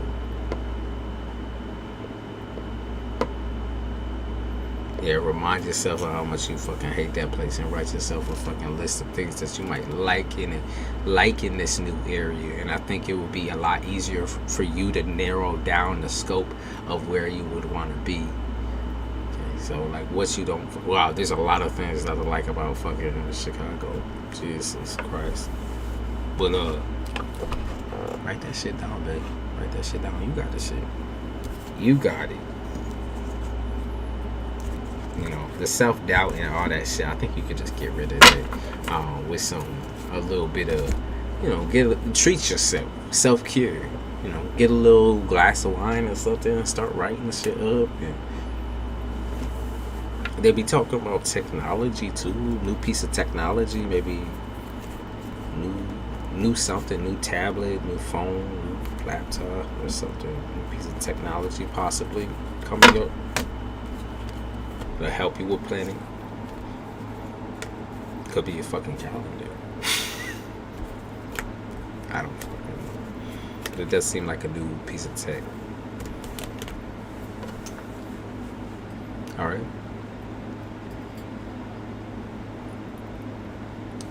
This damn thing is going so high. I feel like I got a hat. I'm an iris.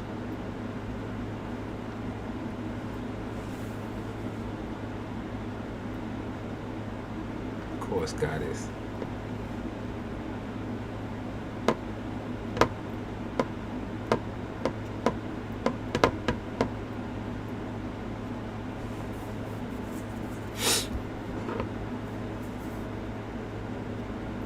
appreciate the tip, sweetie. Very generous of you.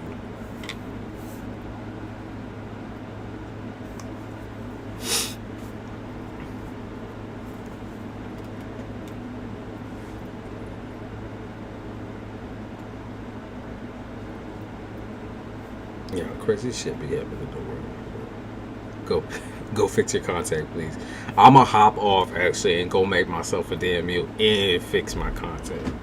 Just take it on, put some fucking glasses on for real.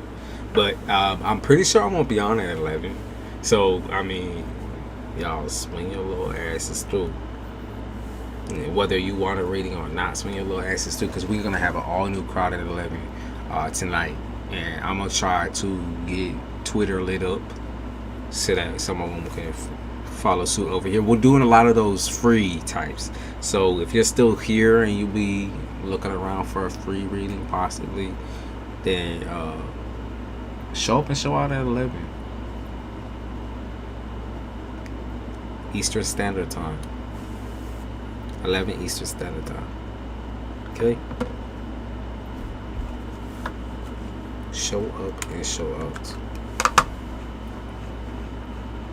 This was 3 hours and 30 minutes.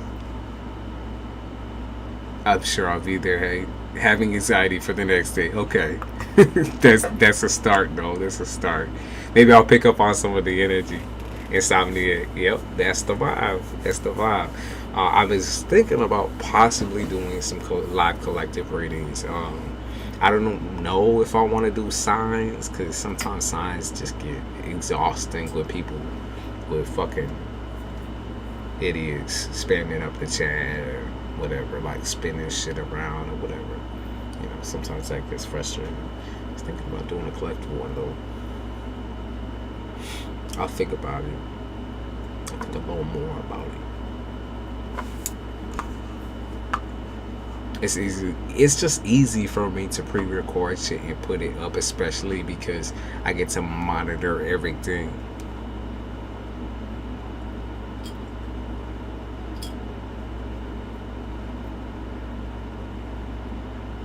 Yo, crazy after your eye went. It's the contact, not my eyeball.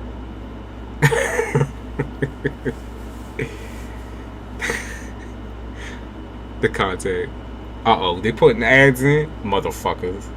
Dude, I can see it popping up on the fucking side. What setting is that? I'm gonna have to figure that out. That was your first instinct.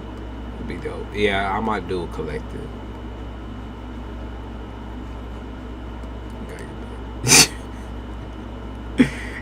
She said, you got my eye type shit. She said your eye went all crazy. Alright. I get goofy, okay? I get goofy when I'm hungry. But I also get angry. So, y'all, I'm gonna go make something to eat and chill out. Y'all do your fucking thing. Okay? Take care of yourselves this afternoon.